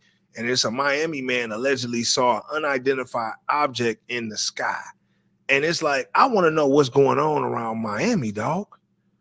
Like, what is happening in Miami? Like, do y'all niggas need to go to the beach for real and get something to come out of? I'm so confused. I don't think there's nothing going on other than things that have been going on already for the longest. It's just sometimes people don't be wanting to believe shit, and the government, especially our government, they'll try to tell you some other shit, sweep it up under the rug, and then something will happen that actually causes a distraction, my nigga. You know what I'm saying? School shooting, something like that, a major distraction. You know what I'm saying? You know what's so crazy about this, bro? Like, this crazy about this whole alien thing is the government in 2023 announced that aliens were amongst us, made a national announcement and everything, and nobody batted their eyes because of all the predictive programming we had. Shout out to Kizzy Kids, man, with another comment. She going in tonight. What's she going with, Trav? She's talking about what we were talking about earlier. She said, I mean, if we're boyfriend and girlfriend, I don't care, to be honest. I just don't like a disrespectful man that's messy with a cheat. Oh, yeah. Okay, so she's saying they together. She, you know, said if you're gonna be straight up with her and come home with that bread, she cool with it. She's saying she rocking out. You know what I'm saying? She's like, nigga, bring me the bag. what you do if now every time you suck him off, it just smell like some old ass eggs down there. Ooh. You know what I'm saying? Like up under the shaft, it just old eggs. And he out here using peppermint soap and everything. It don't need Dr. Squatch. You know what I'm saying? It just that motherfucker. won't come up off of that thing. You feel me? So it's something that's like are you gonna continue to give him fellatio or what? Is that gonna upset you? You feel me? It out like, man, because I just can't imagine. I can't imagine. But yeah, I mean, at the end of the day, I mean, they made an announcement saying that, all this shit was real, right? So now that we're getting word of this situation that happened down in Miami, I think, man, people need to start preparing, man. Obviously, they about to hit us with an alien invasion. Like it's clear as day. Like, I don't think it's anything. I don't think it's going to be anything bad that we need to prepare for. But you know what though? For people who don't know, right? Trav has been wanting to get beamed up, and it's just what I'm saying. I be wanting to see what's going on. What they technology look? Yeah. So it's just like with you, like you really want, like you are not going to have to prepare. No, you are going to be a willing participant in their space abducting program. So you straight, you right. Like you're going to translate to them and telepathically. You're going with your throat and everything. Wow. You already prepared. I'm talking about for the regular citizens such as ourselves who are going to be freaked out when we see this shit. I'm the one that's going to be friends with the Transformers. That's facts. You would have been in the mall. Look. Them aliens would have came out them portals in the mall down in Miami. You would have took them into the finish line, into the Foot Locker. You would have introduced them to the Flyware. Nigga, we've been wearing J's, nigga. We didn't. This the 12th Jordan that y'all got a few years ago. We been on that. You know what I'm saying? That's the 12th clone of that nigga, man. Yeah. You try to take them niggas to Club Live down in Miami. Nigga, you like shit. You like shit. Like they came to the mall. You'd have came through the portal with them because they probably would have said, like, yeah, nigga, you probably would have said, let's go to the mall. So you know what's crazy? Come in. You know what's crazy? I mean, I can actually identify as an alien, and nobody can say anything about that. Because you can identify as whatever you want to identify as right now. Are you about to change your nationality to alien? Nigga, no, I want to be Asgardian. I want to be king of motherfucking Thor. That nigga say you want to be an Asgardian. I want to be king of Idris Elba character, nigga, in Thor. You know what I'm saying? The nigga the gatekeeper nigga. I want to be some of his relatives. You feel me? That nigga right there. For real. I want to be one of them niggas, man. If I'm gonna be anything, I don't want to be the Hulk. I want to be Asgardian, nigga. That nigga say you want to be Asgard. That's like they like a cool ass Superman type shit. I want to be one of them motherfuckers. But but it go to show you, like we are not okay. So I seen Kizzy, like I said, she coming with the comments tonight, y'all. Kizzy said I seen a lot of video from the Miami thing. It didn't really seem like an alien thing. Personally, I love the idea of aliens invading Earth. Oh, okay.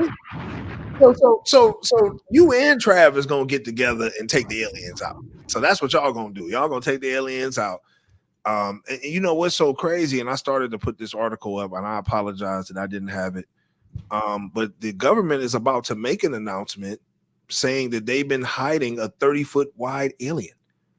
So at the end of the day, hey, that nigga said 30-foot wide. I mean, whoa. Let me go ahead, Travis. Go ahead and say something. I'm gonna go ahead and find it. 30-foot wide alien in this motherfucker. I'm trying to tell you, 30-foot wide. Where this shit at? I'm gonna find it. 30-foot wide alien. Where that motherfucker at? Alien. Boy, that's a wide ass alien. I said 30 feet wide. I said 30 foot wide. Good Lord. I said 30 foot wide. That's a double wide. Oh yeah. This is crazy. Let me see if I can find something real quick. That's wild right there, my boy. Yeah, let's see it here. If I can get this over to the inbox, let's see what I'm able to do, man. Can Can I let me get this over here. Okay, do we got that in there? 30-foot wide alien. Let's get this in here. Let's see if we can get this video pulled up. Show the 30-foot wide alien. Let me see. You and Kizzy, y'all gonna kick it with the alien. Shit, it don't matter. He be like, I'm 30-foot wide. I came to play, baby.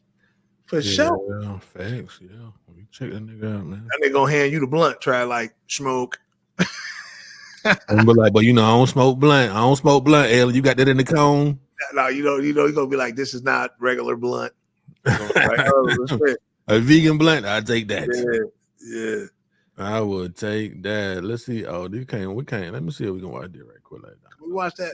We watch that 30-foot wide alien being held by the U.S. motherfucking government. Them motherfuckers. You know, them motherfuckers, man. I don't even know. No. We can't play it. Yeah, that shit on it's asking me to log in and all that shit. I ain't logging in. Yeah, we ain't logging into it. But so y'all see what it is. A 30-foot wide alien being held. Hopefully we don't see that motherfucker. But let's get into the next thing though, real quick though, right? While all this alien talk is going on, rumors of wars, it's a lot of these celebrities. Hold on. Get it played?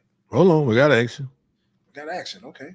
Got a little bit of action right here. If you want to show this, let's see what's going on. I had to connect the puzzle piece. Some shit. You know what I'm saying? That's what that shit wanted me to do. So I can do my 1 2. It has a 30-foot wide alien. This is a motherfucking moment of silence for this small chronic break. The alien is particularly known as TARDIS, an alien species that has appeared in a number of sci-fi TV shows and movies. Oh, you know, way. Is it going to be like the comes out? This comes from a whistleblower who has been sharing a lot of information about the potential of UFOs in the United States and the wider world. What the actual? Do you know how wide? Officer David Grush told behind closed doors meeting of CIA, FBI, and Wall Street bigwigs the 30-foot wide UFO is the size of a football field inside. Can be manipulated space and time and is capable of harnessing enough energy to power 70,000 homes per year. And they've been hiding this shit. Grush has said that his life has become a nightmare since coming out. I'm gonna get that on the screen, though, just in case this is some real shit and they done tapped into my IP address or something. And they on the way. I don't want no 30-foot alien to come around here because that shit is going. I'm gone, bro. I'm gonna disappear. Get a motherfucking moment of silence. Unless that motherfucker short. It's a short 30-foot alien. You know what I'm saying? That motherfucker less than goddamn 5 feet. I might can deal with it. It's just long as a motherfucker. But that nigga taking on 2, 4, 5, 6 at a time. Goddamn, man, I ain't got time for that shit right there. But I'm trying to get. Look, I'm over here drinking a little Jameson. I'm gonna offer them some of that. It's in the green bottle. Alien. They might not be green, but shit, it's something. It's some of the Jameson. It's a peace bottle. It's something in the goddamn green bottle. That's what it is. Like you said, it's something in the green bottle. Kizzle said, I don't want to take the aliens out. I'm trying to get back to their planet. See what's going on up there. That's right. Can I breathe in this motherfucker? Like shit. Can I come up in here and turn translucent? Like Asgardian. Asgard is amazing. But you know what? Asgard, they destroyed. Somebody destroyed it. Okay, we got somebody from Florida here. Okay. Carrington Bella, how are you tonight? She said, so I live here in Florida, and an alien would be a normal day for us. Yeah. We have alligators crossing the street. In Florida, you have the alligators in the street. That's like you seeing Reptile from Mortal Kombat cross the street. Yeah. What do you say when you see that alligator stand up on 2 feet, though? So seeing a reptilian would be like seeing an alligator. Oh, seeing an alligator. Yeah, that's facts. That's what you would see. Yeah, but Rick, like I said, talking about the next thing, right? This I feel like still associated. We got Rick Ross telling niggas what he doing with his bunker and what he got going on. Cause he like, yo, like everybody building underground. Like anybody talking about building a house up, use a fool right now. Let's hear what the boss got to say. I'm having a boss conversation with one of my homies, and he said, what's one of the boss's moves that you pulling off. And I said, matter of fact, I haven't said this yet, but I want to give a salute to Caterpillar. We breaking ground. I'm excavating. It's going down. Y'all know how I love real estate, and I usually like to build and go up. We going underground now. One time for all my doomsday preppers. Elon Musk, I see you. I saw your ground plans. I'm impressed. But guess what? My bunker gonna have a garage. My bunker gonna have wings. Huh? Yeah, we breaking ground. Huge excavations. You gotta have your fluids. I got a water maker, a machine that makes water out of H2O. I got a water maker. We got our canned goods. So we thinking the brothers ain't ready. Oh my God. We ready. I'm having a boss conversation with one of my homies, and he's Man, come on, man. You know Rick Ross just is. He fucked up, bro. No, Ross is telling the real about what's going on right now. Like Ross is telling the real, bro. Like that's what's going on right now. Like, you feel what I'm saying? Like, he's saying, bro, he didn't broke ground. He didn't expedite it. That's what he didn't did, bro. Did you hear what he said? What he say? Rick Ross said he making water. He making water. He got a water machine. Look, Rick Ross said he's making water out of H2O. Well, what is H2O? Water.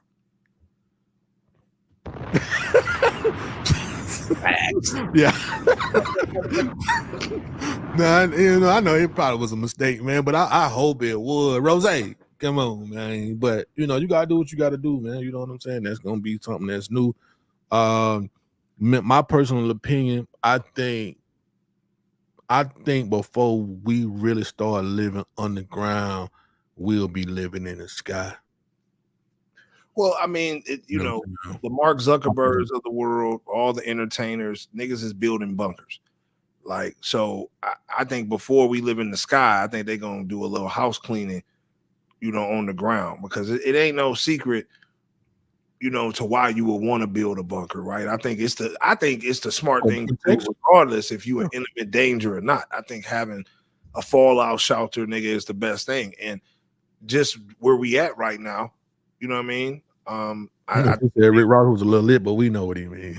Yeah, we know what Ross mean. He gonna be funny about it and all that type of shit. You know what I'm saying? But I know what he mean, because you got to think about it like this: a nigga like Ross can't really tell you what's going on. You know what I'm saying? Shout out to April T. Laughing my ass off.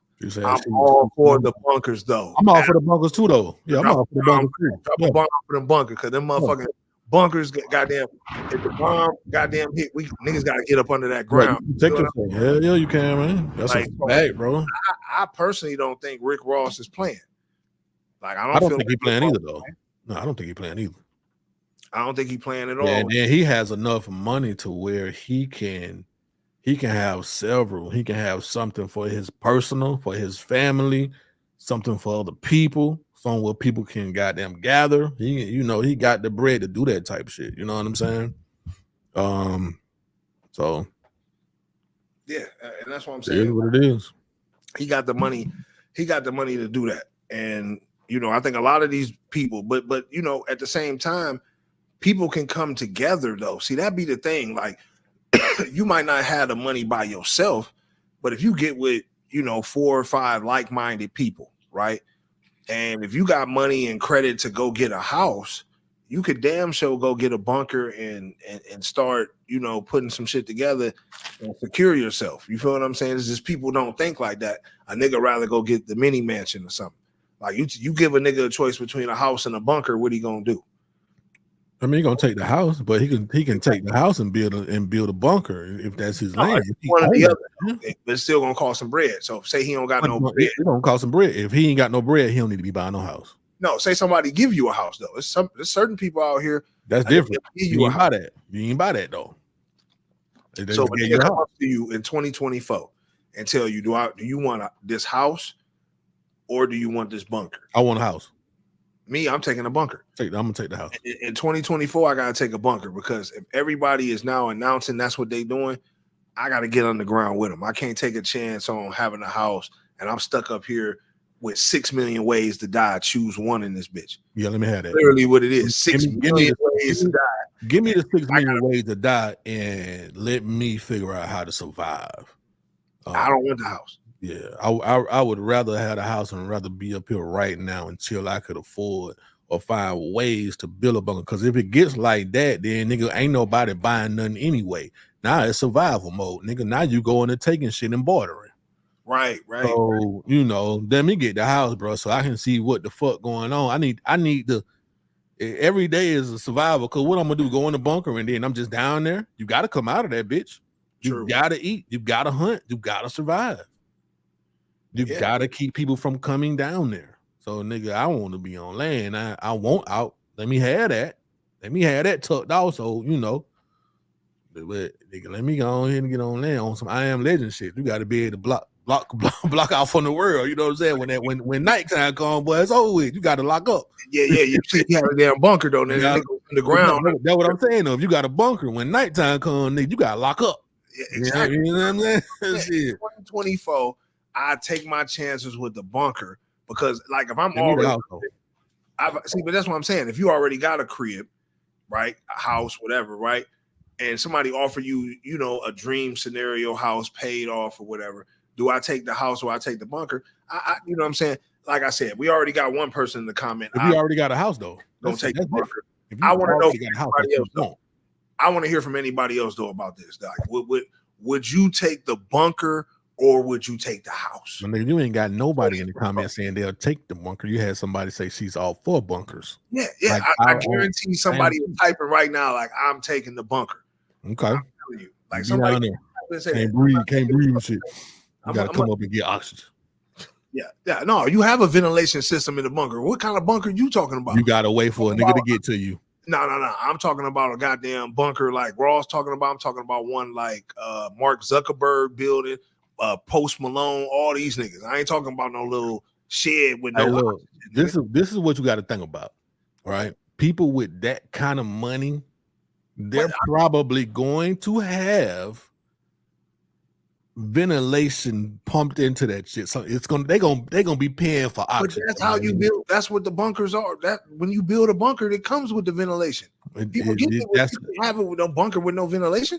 That's a way to get. So that's a way that something can get to you though. If you got holes open, let's just say it's some gas in the air. It has a ventilation system. Stop playing.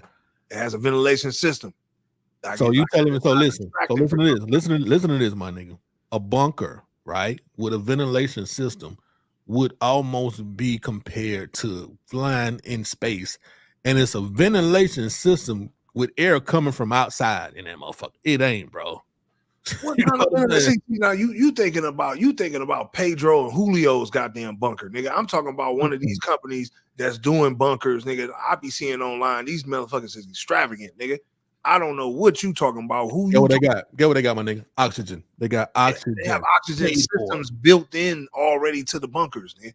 That's what I just said, Danny. That's what I just said. You said it's coming from up top. Like, no, nigga, no. I didn't say that. Like I did not say that, nigga. That's not what I said. You said they have some kind of ventilation, which means you got some kind of air coming from outside somewhere. Ventilation. A vent. Open. Ventilation. I'm saying rich people, bro, they're not gonna have it. They're not gonna have it. The bunker is not gonna be open. It's not gonna be no kind of way anything can seep into that.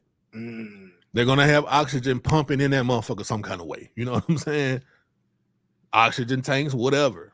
They're gonna have paid for oxygen. I'm gonna show a bunker, and like I said, I'll bring it back next episode. Where I'm gonna show a bunker, and like I said, it's gonna have the detail. Ain't none of that shit going on. Like all this shit is insulated. This shit. That's why it costs so much money. You know what I'm saying? So this is what I think you talking about the same thing I'm talking about, dog. Like, yeah. That's all. Just explaining it different. I ain't listen. I'm taking the bunker. Like you said. I guess ain't nobody want to reply and say anything about because they know better. They know better. That's why ain't anybody got that. Nobody want to say nothing about the bunker. It's all good. You feel what I'm saying? I'm just telling y'all what it is. That's like perfect. Look. Perfect example. For a ventilation system, my nigga, in a bunker, you have to have electricity. They have all that in the bunkers, though, bro. This is what I'm telling you, though. Rich people, no. Out, So you're not following me. What I'm saying is, so unless I said you're saying the same thing I'm saying, rich people are going to have this type of shit. They're going to have running. They're going to have running water. They're going to have paid for oxygen. They're going to have some kind of way to breathe, and it's not going to be from the motherfucking air outside. That's what everybody's going to have. It's just they're going to have more space. The rich motherfuckers going to have more space, more amenities, all like that. They got bunkers, nigga, that you can get. Oh, you're agreeing with what I said, my nigga. Nah, that's really what it is. I ain't agreeing with what you said. We'll move on, but I ain't agreeing with what you said. Fuck all that. Like you said, you get your house, I get my bunker. Mm-hmm. You don't need me before I need you. I bet you that. Now, moving on. Now, obviously, you know what was big in the news, right? And I think, you know, it took the hip hop game by storm was, you know, what happened with Yo Gotti and Yo Gotti's brother, Big Jook. You know, this situation, you know what I mean? Like, I know a lot of people, you know, and you know, shout out to those who made the video damn near go viral. I think, you know, almost, or whatever the case may be. It definitely got a lot of views on the TikTok page.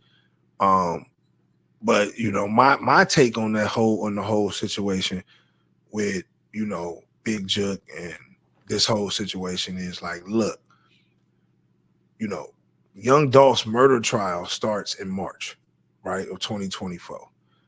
Allegedly, where somebody, you know, I guess who was involved in the shooting, or, you know what I'm saying, from the Trilla Mafia was the ones that actually pulled off the hit on Young Dolph. They're actually going to, you know, whoever it is, I don't know the dude's name, but he's supposed to be pointing out that, you know, Big Jook, you know, Yo Gotti were the financiers behind this whole operation to take out Young Dolph. So I think this situation would have been like, okay, they put pressure on Jook. Jook could have implemented Gotti going away for life. My take on it is that Big Jook was a sacrifice of Gotti. You know, it made sense to get him out the way.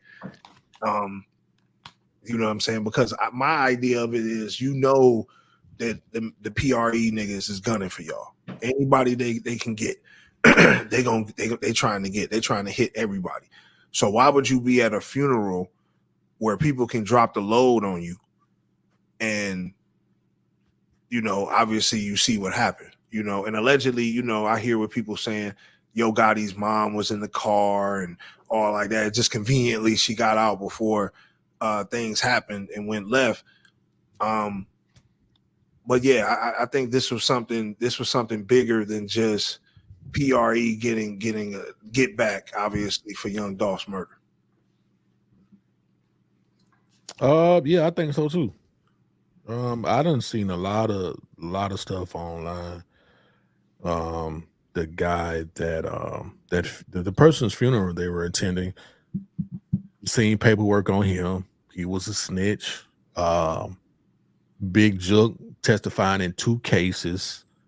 Whole lot of shit, man. So, you know, you read what you sow, my nigga. You know what I'm saying? It's a certain type of if you live by the gun, you die by the gun. A certain type of lifestyle you live.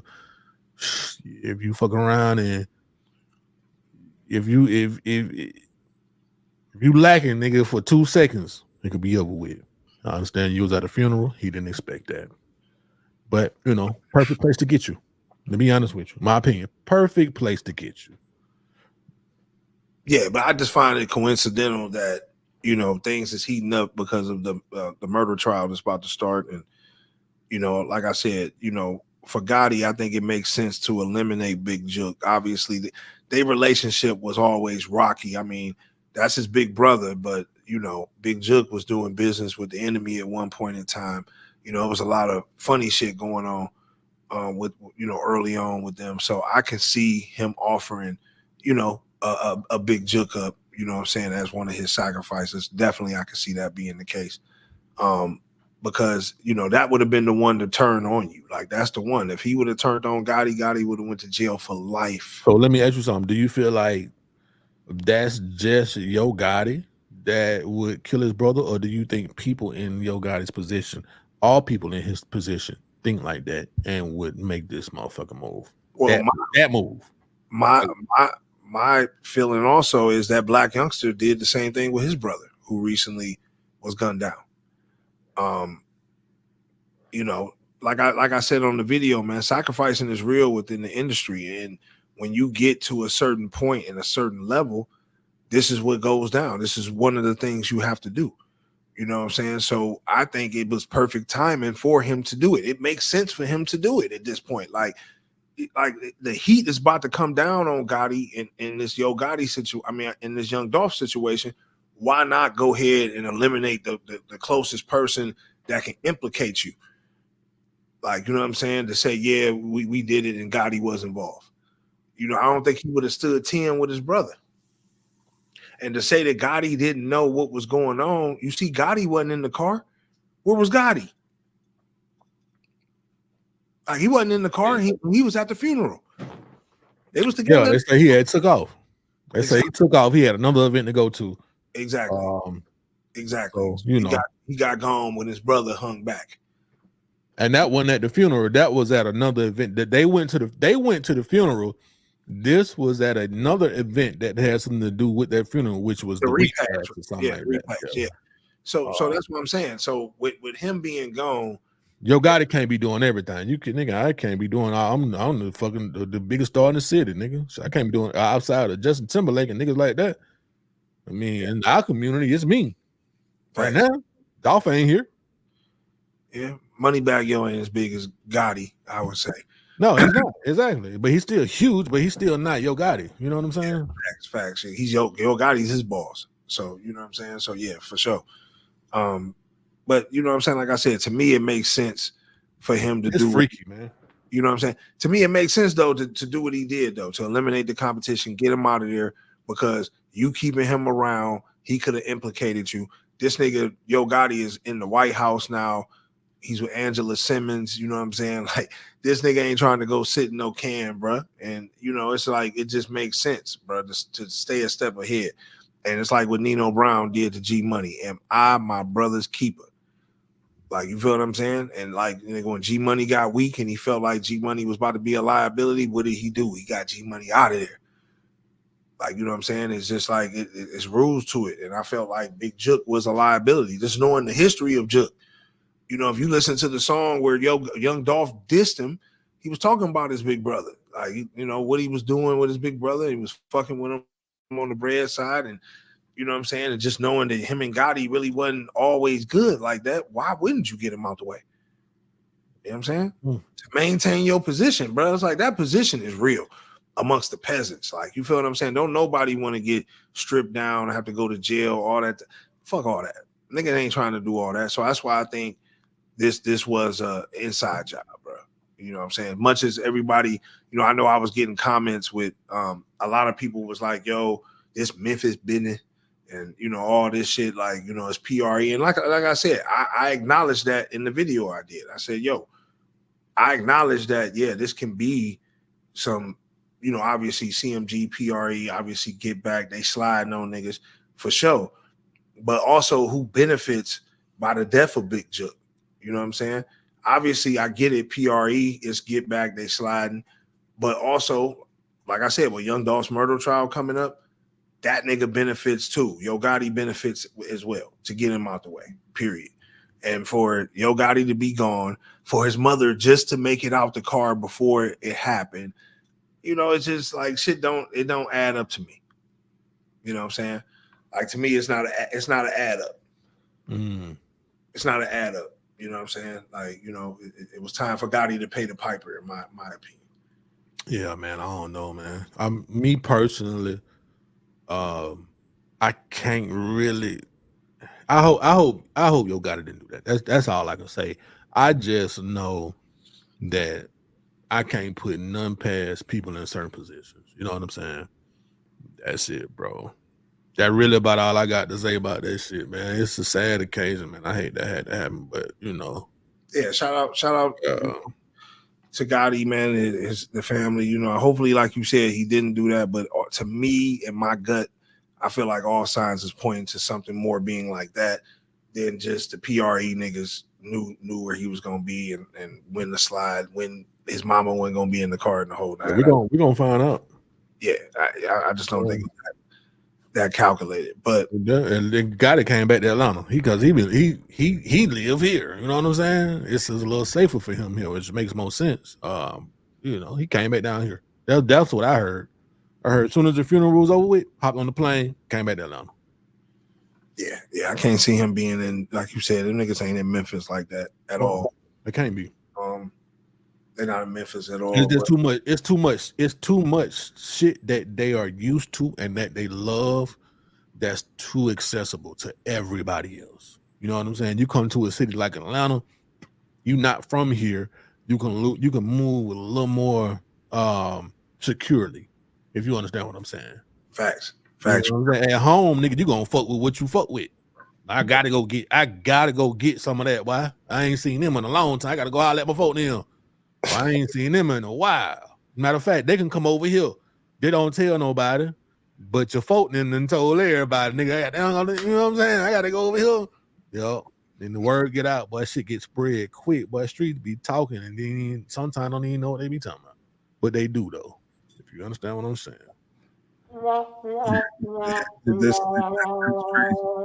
That's crazy.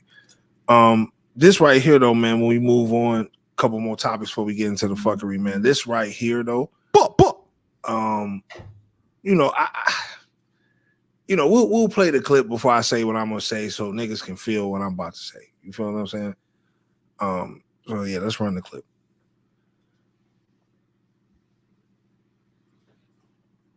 These people on my line, man, about this Hot Boy reunion, man. Man, Weezy, stop playing, man. You know what I'm saying? Big bag involved, man. You heard me? I know you super rich. You know what I'm saying? I know you like Taylor Swift out here. You know what I'm saying? Hey, you know what I'm saying? Come on, man. Stop playing, man. Let's get to this bag. Say, Juve. On my line, man, about this Hot Boy reunion, man. Man, Weezy. I just had to play it because I heard him say Jewel, but I saw what he said. He said, "Hey, Jewel," and then he said, "Weezy." Yeah, okay. What you feel about this, my dog? I mean, I feel that BG is being thirsty, and the reason why I say that is Lil Wayne doesn't need. Like, Wayne don't need the Hot Boy reunion. You know, Wayne ain't trying to go back to the Soldier Rag days, camouflage, rehearse old lyrics that he hasn't sung in years, like decades. You know what I'm saying? When that nigga, I went to Wayne concerts, he ain't doing no Hot Boy records. You feel what I'm saying? To go back and do, you know, rehearse and do all that type of shit for you to get a bag don't make no sense right now. Now, that's something I feel like there's always going to be in the tank for Lil Wayne. Like, you know, he can always do that Hot Boy tour. Think about it. Like, because they'll always be with it. Turk, BG, and Juvie will always be with it. You feel what I'm saying? But if you really think about their positions now in life, Wayne is up. Like, Wayne 100 million plus. He ain't tripping about the money. So I don't think Wayne just wants to do it because he can still do his shit. And if Wayne decided to do it, Wayne would have to get the most bread, probably more accommodations in the whole nine.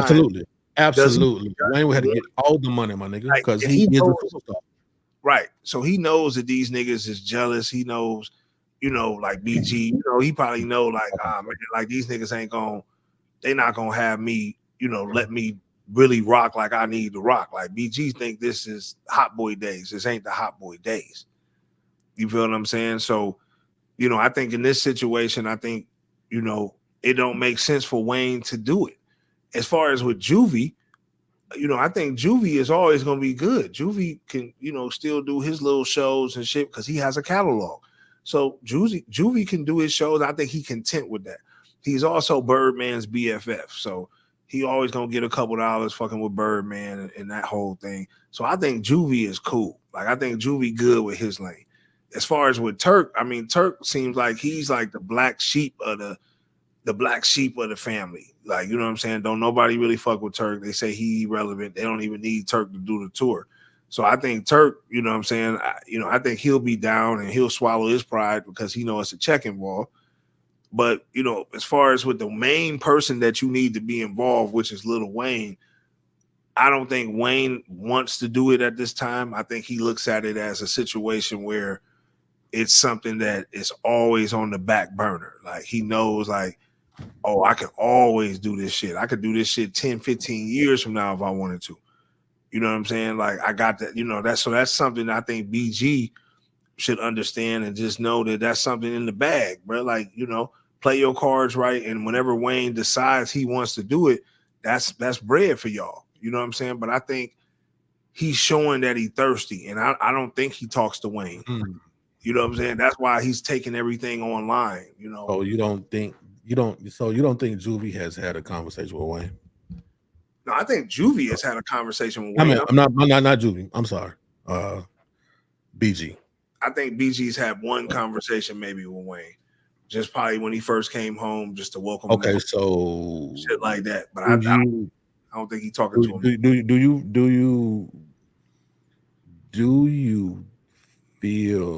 you think I ain't gonna say feel? I'm gonna stop saying feel.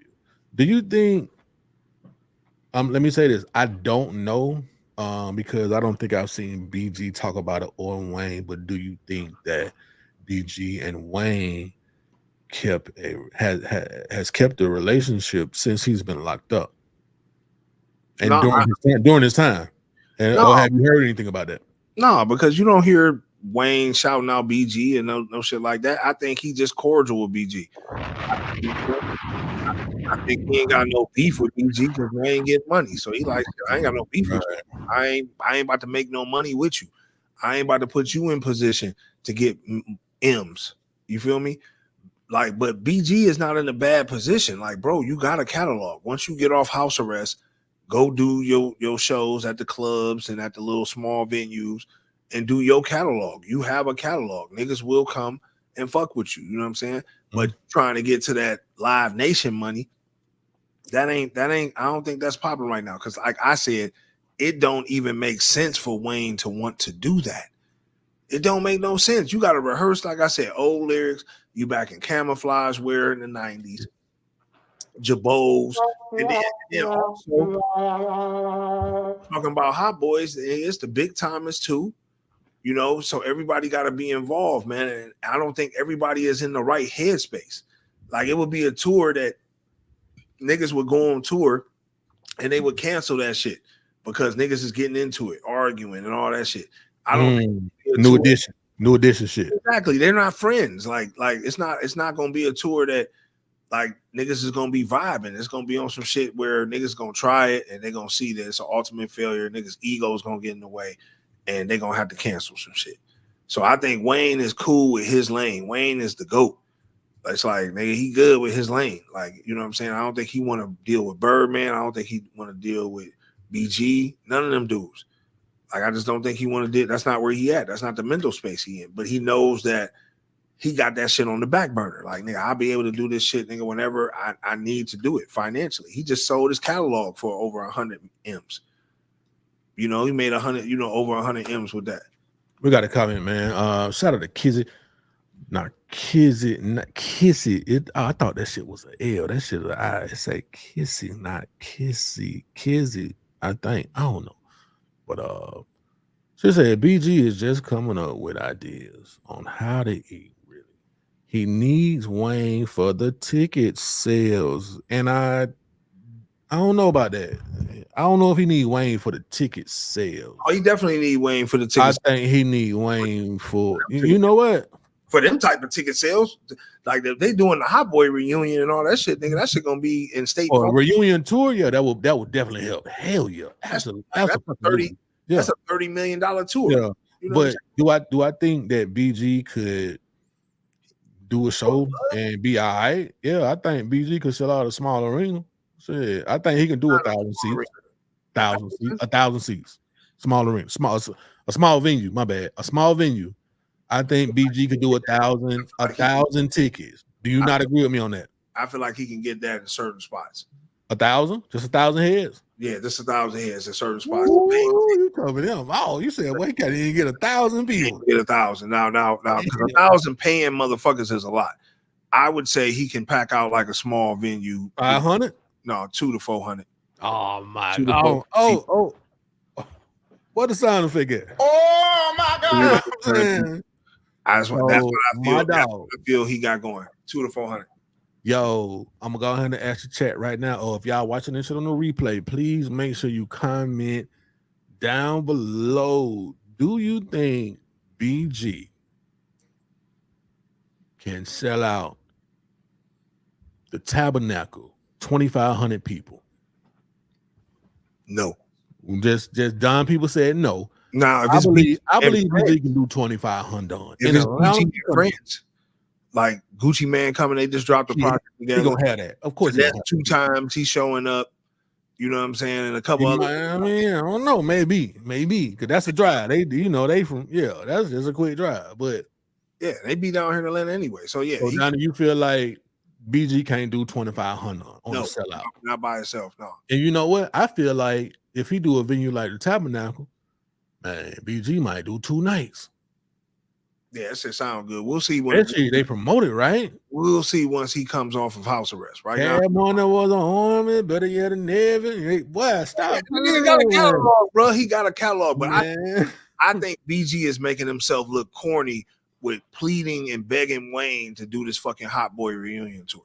Like BG is looking very corny right now, bro. Then he got the snitching allegations over his head. It's a lot of shit. Like, will he make it to do the show dates? I really thought BG should have just shut the hell up. I thought it should have just been on some shit like that, to where he like, yo, like, I'm just gonna chill till I'm able to tour. Like to me, you looking corny. Like, that's just me. Like, you know what I'm saying? Like, some of your features was cool. Like, you done dropped a lot of songs since you've been home. Some of them is cool, but yeah, not all of them. Some of them. Yeah. Cause that Gucci and fucking BG, that shit came and went, nigga. Hey man, I agree. I agree with Kissy. BG can make a grip in Louisiana. I don't know about other locations. Facts. Yo, that's a fact though. BG can have a happy life, my nigga, for the rest of his life. If he do shows in Louisiana. Matter of fact, he can probably do the Southeast. Louisiana, Mississippi, Alabama, Georgia, Florida, probably Tennessee. These little small country towns, people with a little more age on them, you know, age range. We're gonna say what, Donnie? 35 to 50. They're gonna fuck with BG. Facts. And he can eat off of that. Yeah, BG can eat. I mean, that's what I'm saying. He'll eat off a couple of shows. I'm not saying he won't. Maybe him and Juvie can do a show together. Him and Juvie can go on tour together. Like, Juvie got to do it because Juvie gonna you don't know what they need songs together though. They got them though. Outside of the hot, it's gonna be Hot Boy shit though. So we don't know how they contract. They both got. You don't know how they contract is. So if them songs gonna be performed at concerts, who all getting paid off of that? But that's what I'm saying. They got to do no Hot, but they can just do their catalogs. Just go on tour together. Just go on tour together. You know what I'm saying? If you want to make some money, y'all two go on tour.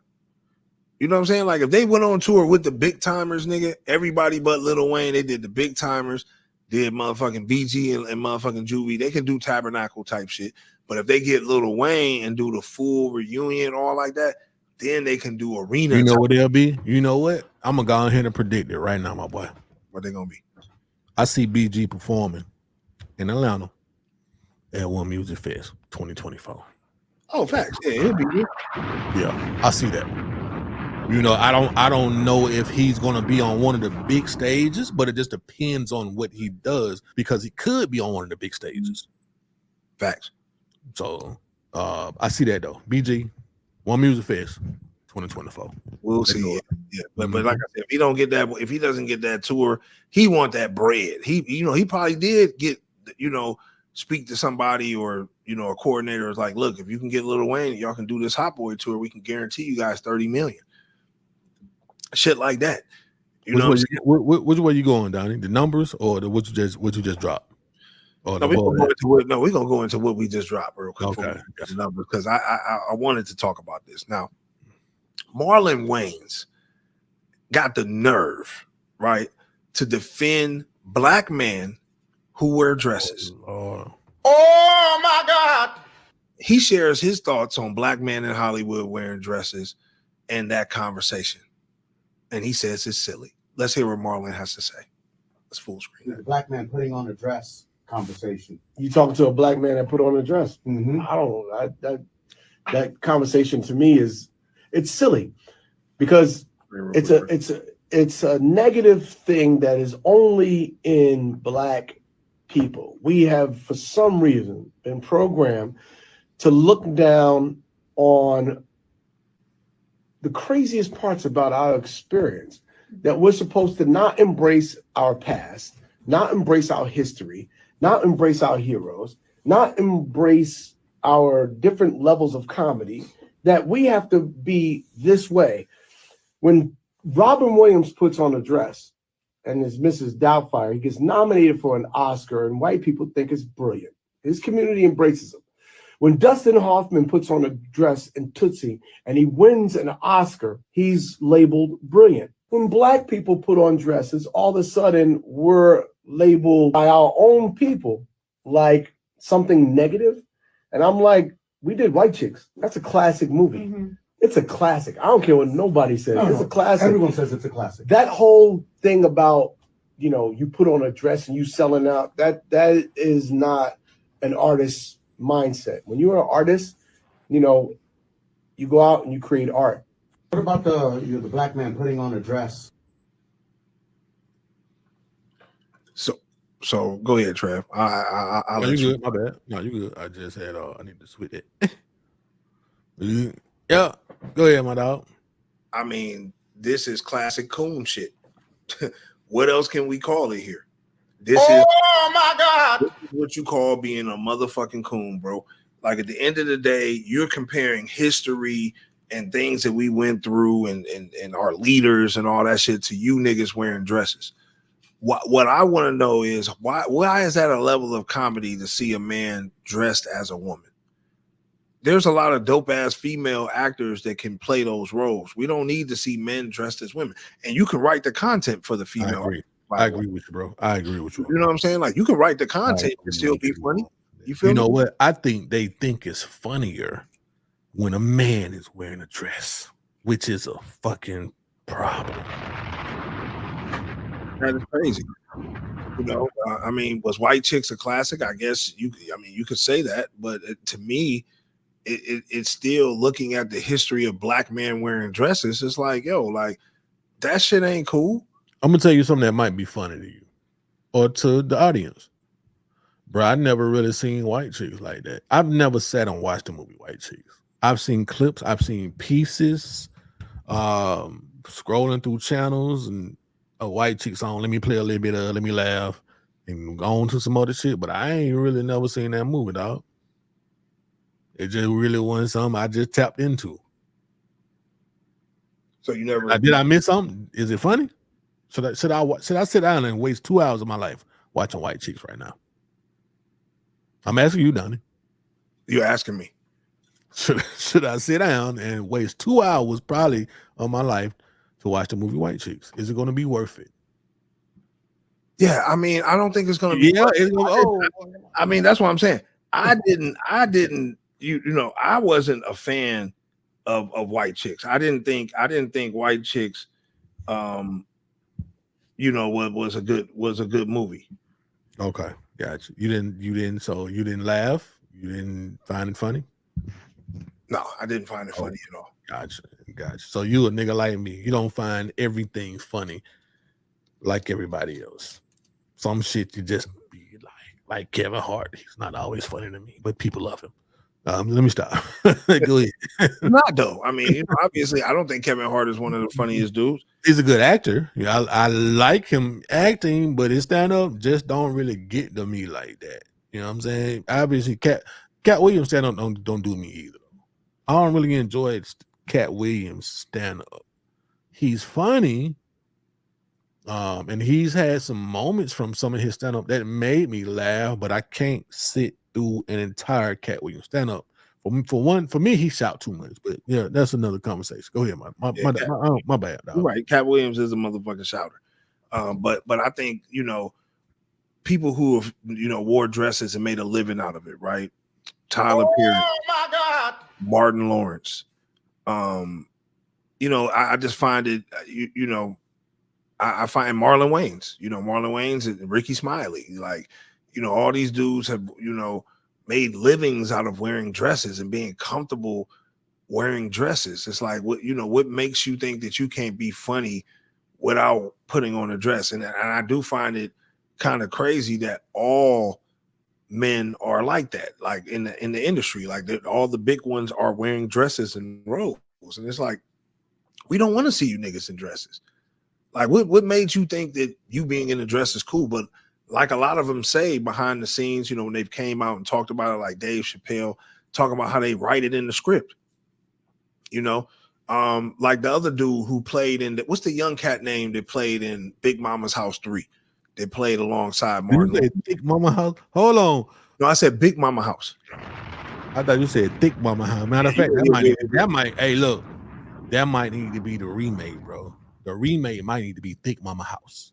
Call it Thick Mama House. I think we need to work on that script, right? The Thick Mama House, not Big Mama House. And we ain't gonna have no man playing Thick Mama. Ain't no motherfucking way.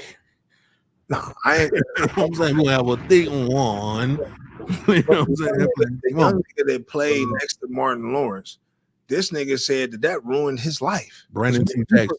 Yeah, he played, he does stand-up comedy now. And he talks about his plight in Hollywood and all that stuff, and how wearing a dress, how he demasculated him, and how he feels about it to this day. And it's like, it makes it hard to look at like some of our comedians like Martin Lawrence in particular and be like, yo, bro, like you was really wearing dresses out here. Like we was young when Big Mama House came out.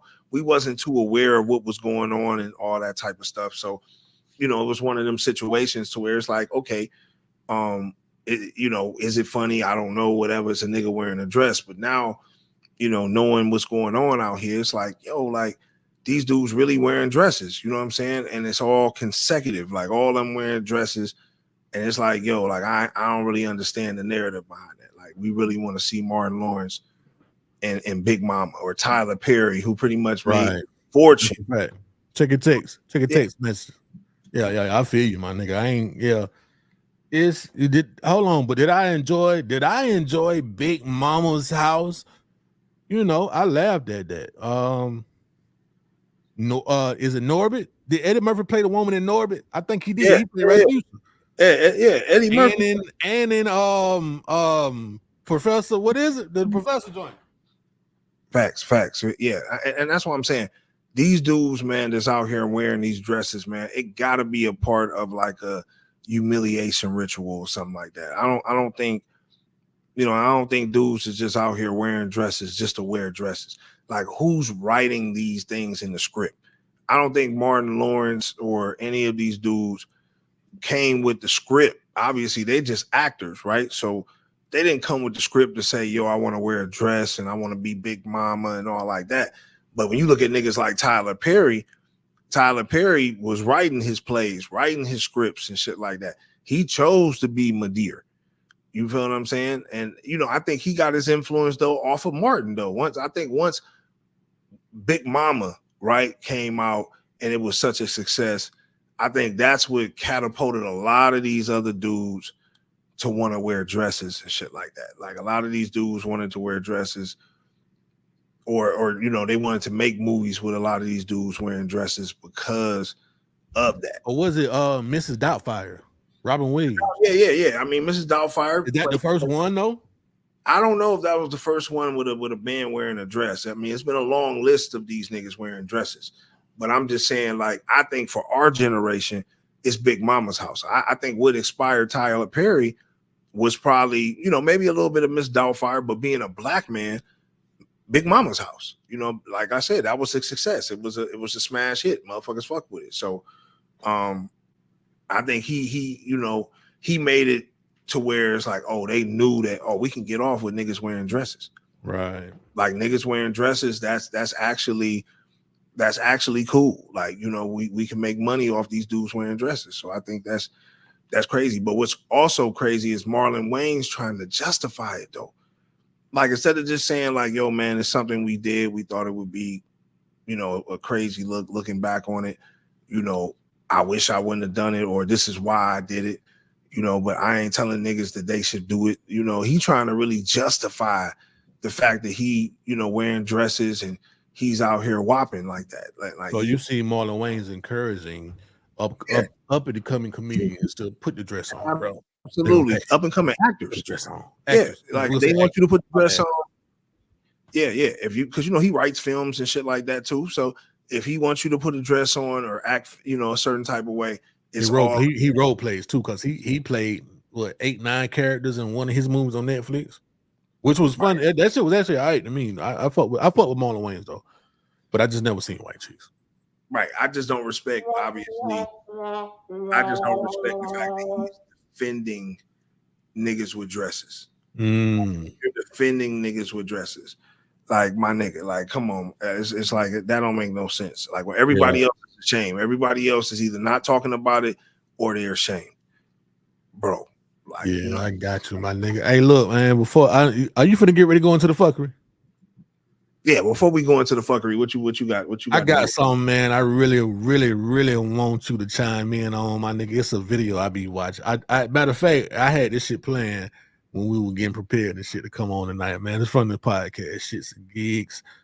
But this situation right here, my nigga, it's crazy, my nigga. I'm gonna play this shit right quick. I walked in on my ex getting her cheeks clapped, so I tried to fight the guy. He ended up beating my so bad that I shit on myself. And as he was leaving, he told her, "Text me after you clean shitty boy up." They're married with 2 kids now. Oh, text me when you clean up shitty boy. Hey, my nigga, that's a bad one right there, folks. Man, listen. The woman, nigga, look, your woman is cheating with a nigga, and you come in and try to check that nigga, and he beat you the fuck up to where you shit on yourself. Yeah. You know what I'm saying? When being masculine goes wrong, like for real, trying to be too hard, nigga. This is where you should have came in, man, bro, and you should have came in with the strap. Like, you know, then how you know though? You know how we are. We feel like we got whoop ass. You always got to anticipate, man, that it can go left. Like, you know, what I'm saying? That's why in a gun-toting state that we in, bro, you got to exercise your right to bear motherfucking arms. You should. Yeah, I agree. You know what I mean? 100%, bro. Because, man, imagine that, though. But then, are you really mad at the nigga for busting your gun cheeks? Or are you mad at him because he might be in your house or wherever you might be? I think it's a human reaction, though, bro. Like, most niggas, man, unless they suckers, is going to let the nigga slide out, bro. It's like if you a sucker, you know, you're gonna let that nigga slide out. You're gonna be like, yo, man, I'm out. Like, you know, go ahead and leave, bro. This is between me and my girl. Then what if he out? You know what I'm saying? Like, I don't know, bro. Like, if I'm coming in the house and I see a nigga that's clapping my chick. Like, clapping too. First off, I'm coming in with the gun cocked. You know what I'm saying? I'm establishing dominance right there in that motherfucking room. I'm gonna make dudes stand off in the corner. You feel what I'm saying? And just depending on the rage. Like, if I was out and I had a couple of drinks, or I was on I just left like a church event. You know, it really just depends on what spirit is in the nigga. If I'm on that Duce, it's over with. I'm shooting dude pinky toe off, nigga. Like we, first off, you in my crib, so I can get away with this shit. You feel what I'm saying? Secondly, you know what I'm saying? It's like one of those situations. It's like, yo, like, like, I don't know, bro. Like, first off, the embarrassment would be real. First off, like, nigga, you get your girl getting like how you waking up, nigga, and you waking up shitty, like your girl waking you up, like, hey, and he like, what the fuck happened? You know, you like, damn, what the fuck? Like, I feel like a nigga got hit by a freight train. And your girl fuck around, hit you with some shit like, babe, yeah, you hit your head on the door. or some shit like that, or you busted your head or something like that, and you be like, I could have swore it was a nigga in this bitch clapping cheeks. I smell that. I smell pussy in this room right now. And you like no, it's not that. It's not that. It's just you hit your head. Well, why I got shit all on me and shit? What's going on? You know what I'm saying? Like, you gotta try to talk your way out of that. You gotta finesse your way out of it. But if you wake up with full remembrance of what happened, first off, bro, I don't even know how you handling that. That's hilarious. That's hilarious. Like if dude make you shit yourself and your girl and like, bro, you just gotta go ahead and handle your business, man. You gotta go find dude, man. First off, dude made you shit yourself. Now it's personal.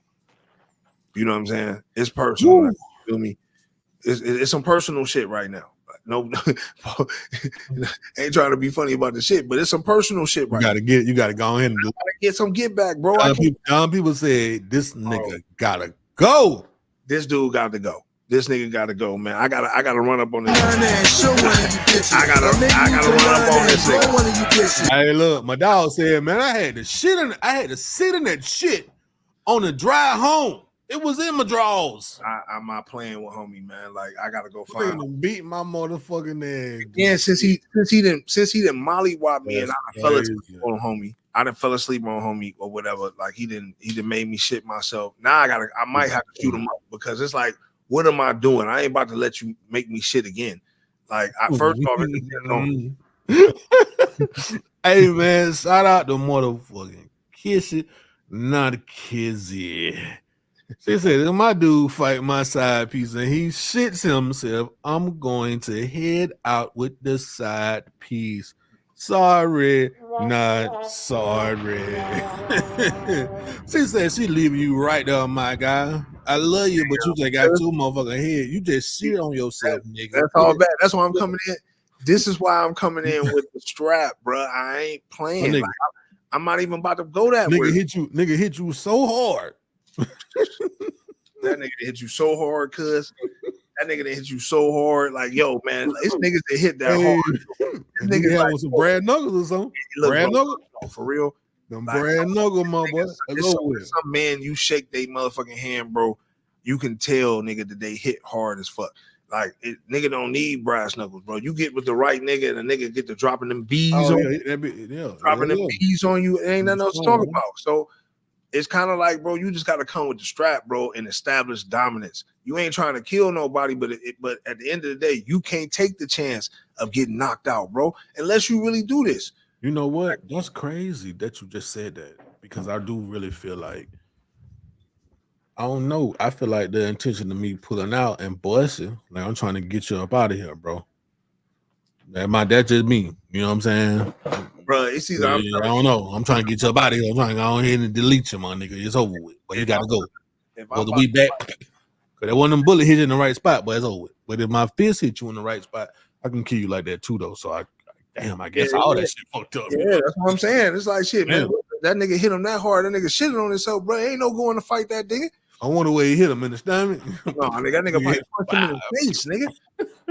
And he just definitely he died. Because you know when you die, they say you let loose. Man, look, he punched homie in the face, nigga. That's what happened. Nigga, he hit that nigga square in his shit. That nigga motherfucking let go, defecated on himself and this boy. Like, nigga, like, yeah, like on some of that. But before we get into the fuckery, man, I really wanted to put this in the fuckery because I feel like the coach should have got it.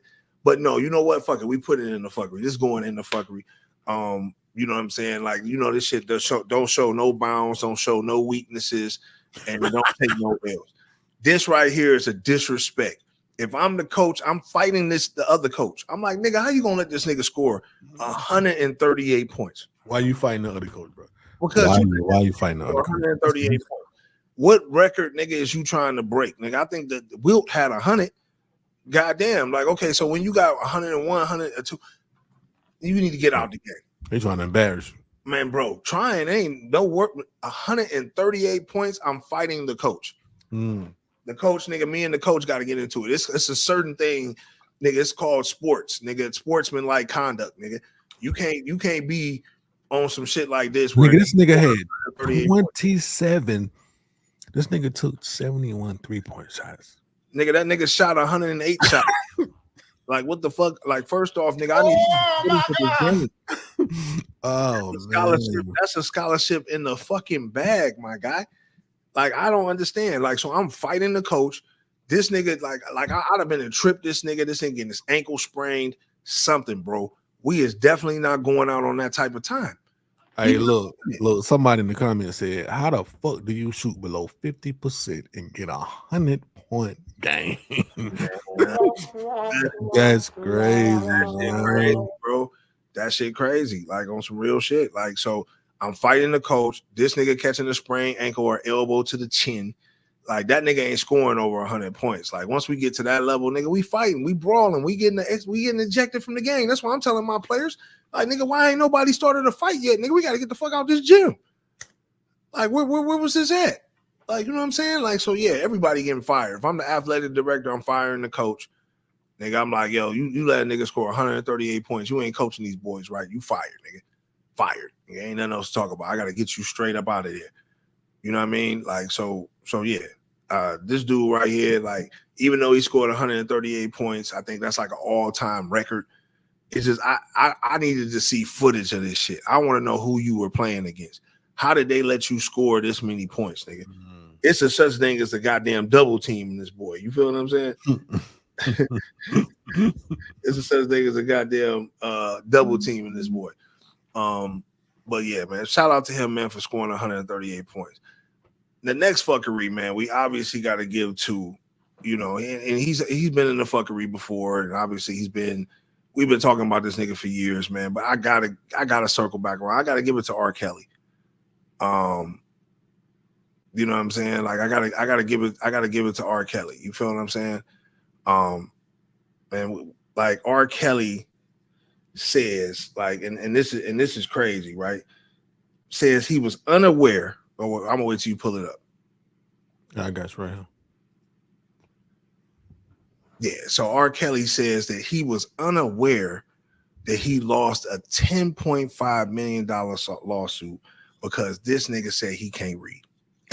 That's crazy as fuck, man. He can't read. So you believe that you can fly, but you don't fucking believe that, and that you can't read if a nigga was suing you for that much bread. So this is some incompetent shit, bro. Yeah, I think this is some real. I don't believe this. I think R. Kelly can read because he can write. He can write songs. What is he doing? He goes. He freestyling. Is he freestyling R&B songs? I highly doubt it. He is writing this shit on paper.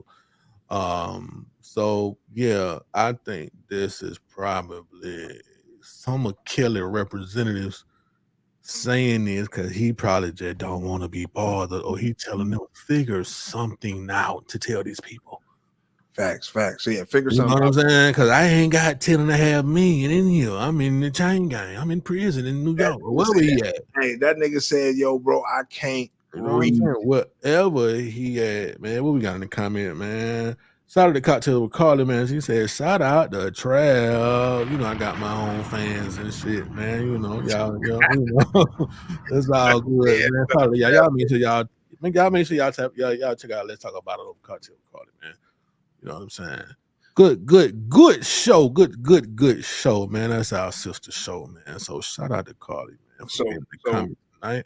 So this next one, though, man. I mean, but wrapping up R. Kelly, like I said, I can definitely see like what you talking about. Like, he a made lot of money, boy.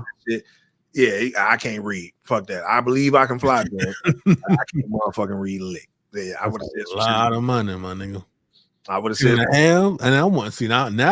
I would have said some shit like that too. I'm trying to see what this 10.5 is. It says 6 women over mass shooting threat in response to the screening.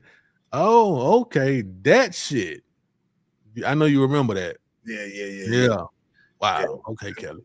Yeah, that's crazy. He can't read. Okay. Kelly can't read. Like Floyd. A B C D E. All they goddamn money. LMNOP. They look like they can't read. So they look like they can't read, and these is two of the most grimiest chicks nigga in the game right here, man. This is beyond evil. 2 women stole from a 78-year-old church lady while she was praying for them. They ran up, took $7,000 off her credit card. Do we got some footage of this? We got any? I think we do got some footage of them going in the church. Let's large screen that real quick. I can do what I do. But yeah. Is it sound? I don't think there's no sound. We don't even need to. Tennessee. 2 women join her. One sits in front, the other right behind. They strike up a conversation. Then it happens. One stranger asks Linda to hold hands and pray together. Her head bowed and eyes closed, Linda is distracted. Cops say the woman behind reaches into her bag, takes out Linda's wallet, and helps herself to the cash and other items. Then she puts the empty wallet back in Linda's bag. The 2 women hightail it out of the church. Cops say these suspects went on a $7,000 shopping spree at a Sam's Club store using Linda's credit cards. Later that night, the outraged pastor Larry Robertson spoke out about the theft from the lectern. Keep your eye on your wallet, even at church, I guess. I just never in a million years thought about anything like that happening. It's sickening. What happened is ridiculously evil. Video starts as 78-year-old Linda Morrow arrived. You know what? You know what, dog? Leave that full screen real quick. You know what? Yeah. I hate to say it. Full screen now, yeah. Wait. But now I was trying to put myself up with the video. Oh, okay. Yeah. But I hate to say it, man, but this is like two it's like 2 niggas, man.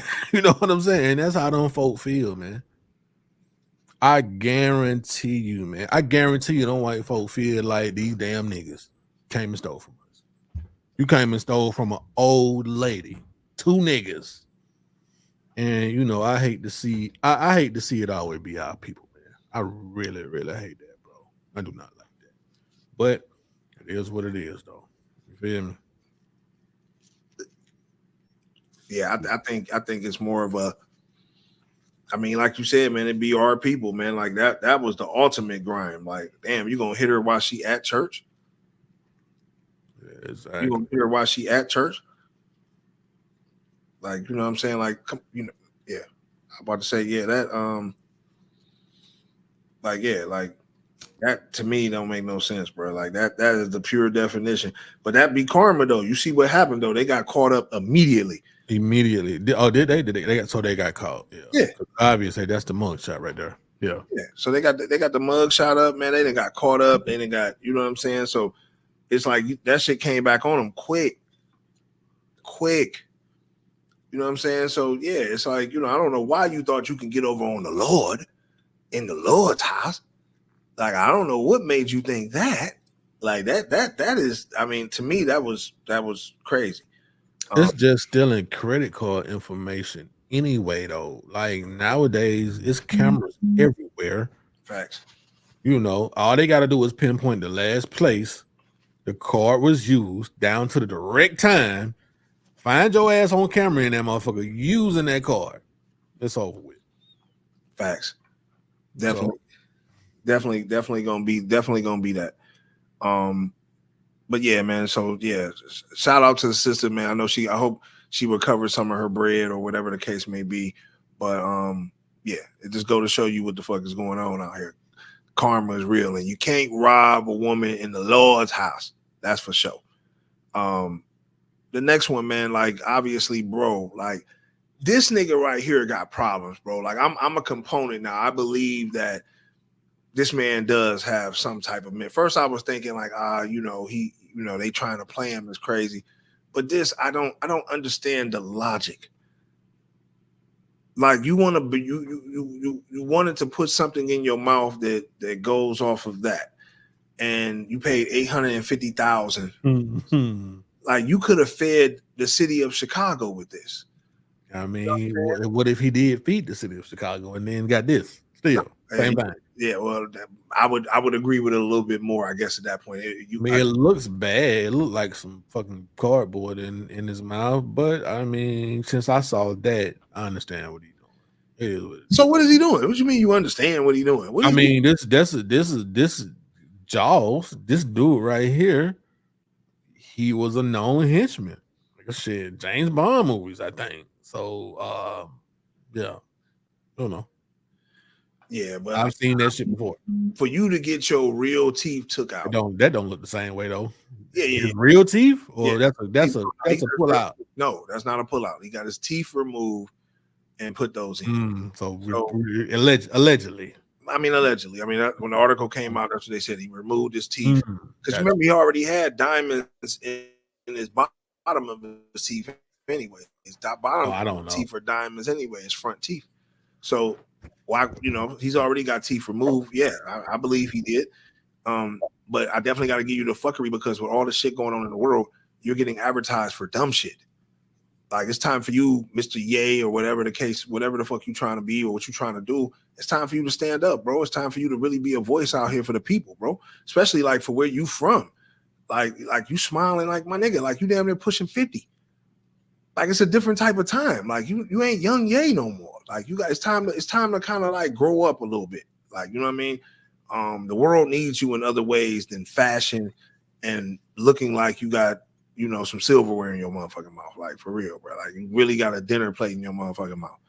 You know what I'm saying? And that shit's weird to me. Extremely weird. You feel me? So, but like he got the money to do it, whatever. But 850,000, like, bro, you could have did a lot for your city. Fuck anywhere else. You could have did a lot for your city with that bread. So I think that's something, to keep in mind with this dude. This last situation though, man, I think is this is real crazy. It always be these type of dudes too. Like these dudes that look just like this, bro. Like these are the dudes that do these type of scams. Man is arrested for allegedly scamming Airbnb out of nearly $8 million. He would purposely double book people over 100 properties and then refuse to refund the money. Like, but it be dudes like this that do them type of scams. You feel what I'm saying? It's like, so you double booking people and now you don't want to refund the money. Like you wasn't going to get in trouble because it's not that Airbnb was paying the people back. Like Airbnb don't want the smoke. I done had an issue with Airbnb before and they pay you back. Like I had an issue with somebody such as this nature where he canceled. I wasn't getting my money right back. I called Airbnb. They did it right away. So I think Airbnb paid out all that bread and then they noticed like, well, wait a minute, man, this is a fucking trend. And see, that's what it be like, nigga. Yeah, they scamming Airbnb, the company out. Airbnb, yeah. Yeah, like you being greedy though. Like you done made over nearly $8 Let me million. ask you something. So when you cancel, when you cancel an Airbnb, is there a fee that they keep? Whether it's $1 or whether it's $20, anything. Do they keep anything? Yeah. Like a fee? Is there like a little fee that they might keep? Or did you get a full refund, 100% of all your money? Yeah, I mean, you get 100%. If it says you're supposed to get 100%, you're gonna get 100%. If whatever it is, but Airbnb about to pay it. They're not about to wait. They're not about to wait for homeboy to pay it or nothing like that. They're not about to do nothing like that. It's straight, you feel me? Like, oh, yeah, it's this. Okay, we'll pay you. So I think they the ones that probably came at dude and was like, oh, we gonna get our money back one way or the other. But it be dudes that look like this that do them type of scams. You know what I'm saying? Get away with all that money and just go left for them. So homie, definitely get the fuckery. You know what I'm saying? We definitely gonna close out with you, my guy. Dog. Dog. I might got some fuckery.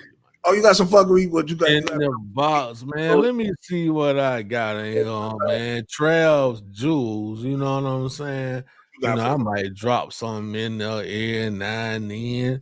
You feel me? This is fuckery, but this is fuckery on the white woman. But you'll see what the hell she got because of the bullshit that she was doing. Oh.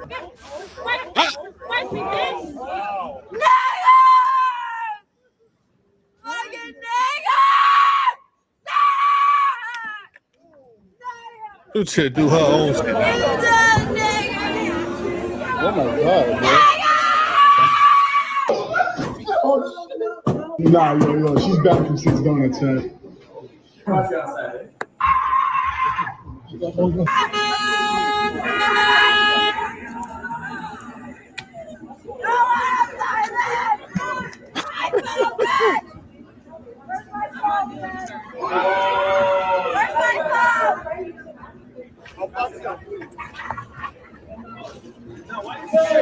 Yo, someone just gonna just knock her straight off. No, she needs to get knocked off.